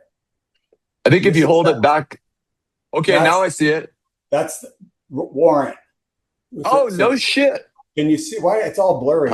I saw it there for a second. Yeah, so those are cool. Hell yeah. Running away from the interview. Yeah.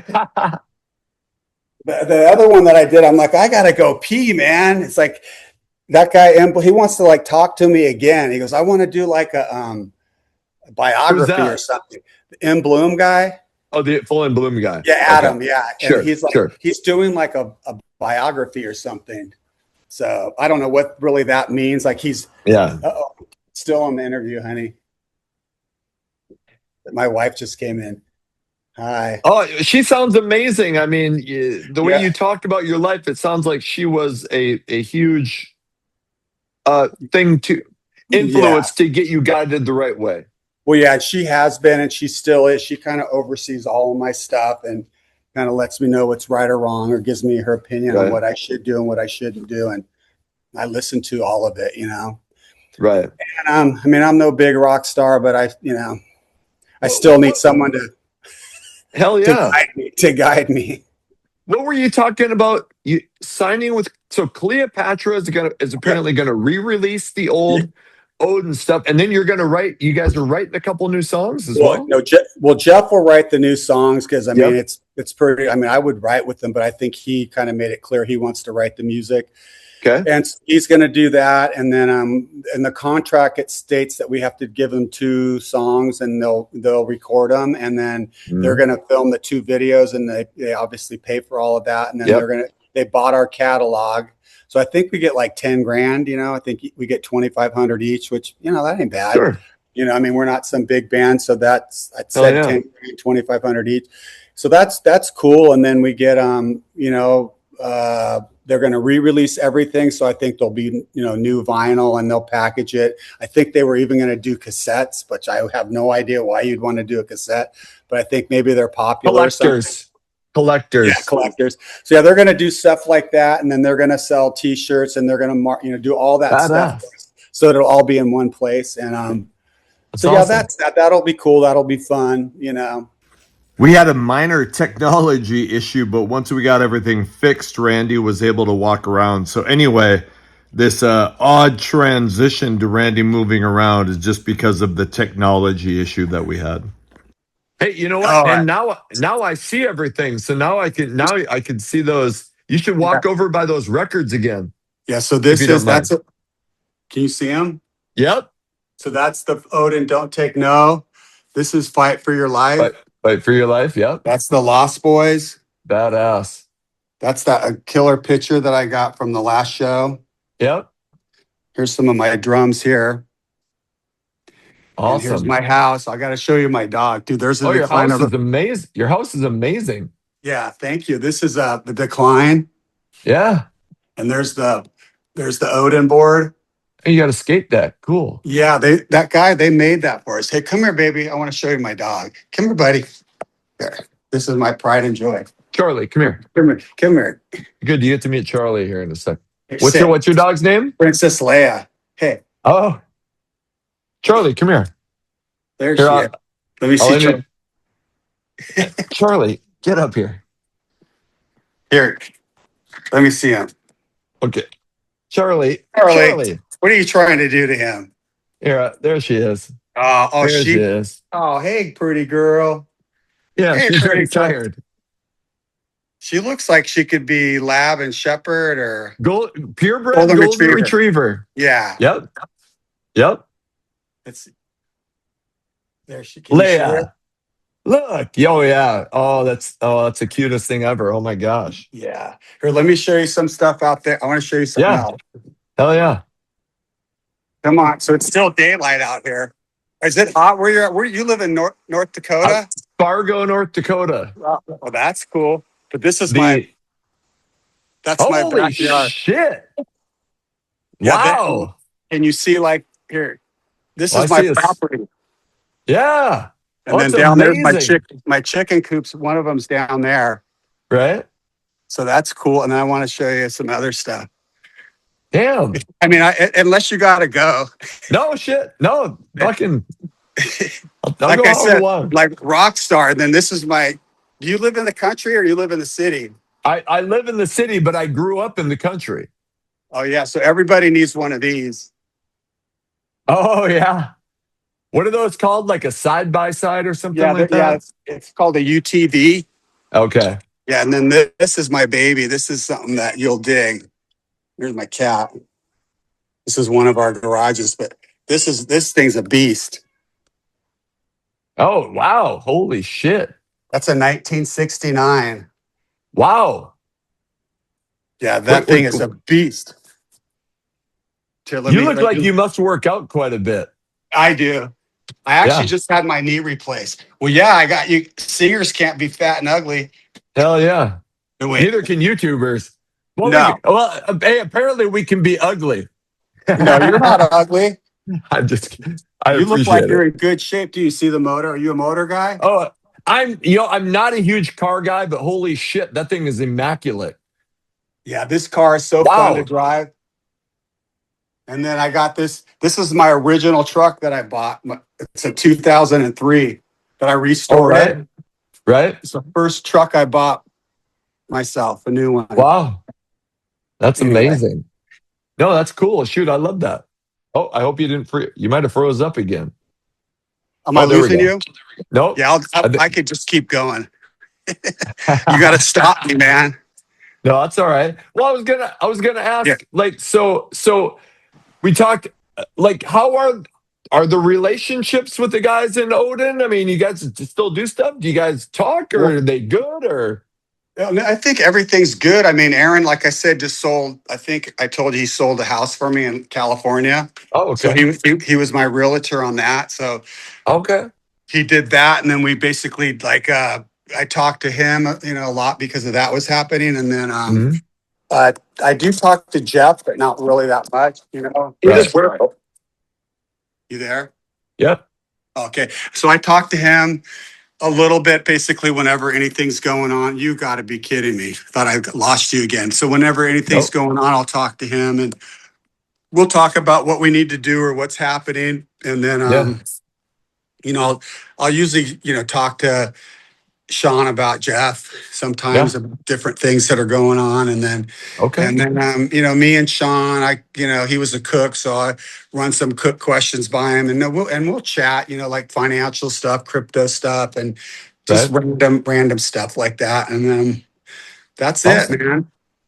Well, where like is there anything that I missed? Anything that you're like, shit, before we go, people should know this. Well, yeah, the thing that would be cool, if there's anybody out there that loves me, they should go check out my YouTube channel. Yes. It's a Living Free with Randy O, because I'm trying to grow that, and it's not Yep. really. It does show some kind of like music stuff, but it's just kind of my life. You can Yep. kind of see what I do and what I'm doing, and my wife and my kids, and I'm trying to grow it, and it's really good, as being a YouTuber. It's not easy to like film and live a life and Hell edit and yeah. try to make the right video. And so it's like that's a complete learning curve for me, but I've kind of been like obsessing over it. And instead Yeah. of watching so much YouTube, I'm actually trying to make YouTube content. Right. But I mean, no, that's pretty much it. I'm really grateful, man, that you took the time to have me on your show. I'm really happy and blessed that you got back to me, and I feel very honored. And you seem like a wonderful guy, and you seem like you're in pretty good shape too. I don't know if you can see this. In 2002, that's how I Oh looked. my God. No way. I was that's when I was an alcoholic. Oh I my God. and my life was falling apart. I went to Iraq in 2003 and got home and quit drinking and started working out and went back to college and became an officer in the military. But anyway, yeah, I was in a bad way in the early 2000s and kind of Yeah. got my shit straight. So yeah, Well, I appreciate it. also want to thank you for your service and everything you've done for this country, man. It's an honor that, to meet you. And that's not an easy thing to do, to go out and serve our country and to risk Yeah. your life and to do the things that you did, So I appreciate that a lot. That I hope at some point if Odin, because I'm doing more because of this channel, I'm doing more traveling, going to shows. Hopefully, if there's something going on in LA, like one of those, like the Rainbow of Odin, I would love to be able to meet Okay. you and Okay. and do something in person. Yeah. But I mean, since I saw the decline, I've been fascinated with Odin. I've been fascinated with your story. And to hear how you came out on the other side so positively and what you're doing with your life now, man, it's just inspiring. So, Randy, thank you so much for coming on. All right. Thank you. And hey, if you ever need a guy on your podcast, I'll fill in for somebody. Let's do some. Yeah, let's I do do something like that. Oh, I would love to do it. I can't shut my mouth. No, we should even just come up with something, and we could talk. I don't know, favorite Randy albums or something. I could talk about anything. That's a problem of mine. Let me ask your wife about that. No, I'm just kidding. Oh, she has to calm me down sometimes. Right? She just gives me the look. There's some people like that. Hey, I will. If I can text you, would you do like a radio ID for me? Oh, totally. And I'll text you, and it just needs to be an audio. Like, hey, this is Randy O from Odin or from Lostboys. No, I'll say Odin. Because I have a radio show that I do on Rock 101 KLOL out of Houston, Texas. Okay. Every Saturday, so I play all it's all 80s rock basically. So cool. But anyway, I could do two of them. I'll do one Odin, one Lostboys. That would be perfect. So all right, bro. I'll text you that, and I'll let you know. It'll probably be a couple weeks before this comes out. Okay. But if anything comes up in the meantime, hit me up. And man, thanks again. Okay, make me look good, man. Don't be like Penelope Spears. I know that's staying in the video. All right, man. All right. Take care. We'll talk soon. Hey, God bless you, bro. I hope to talk to you again soon for sure.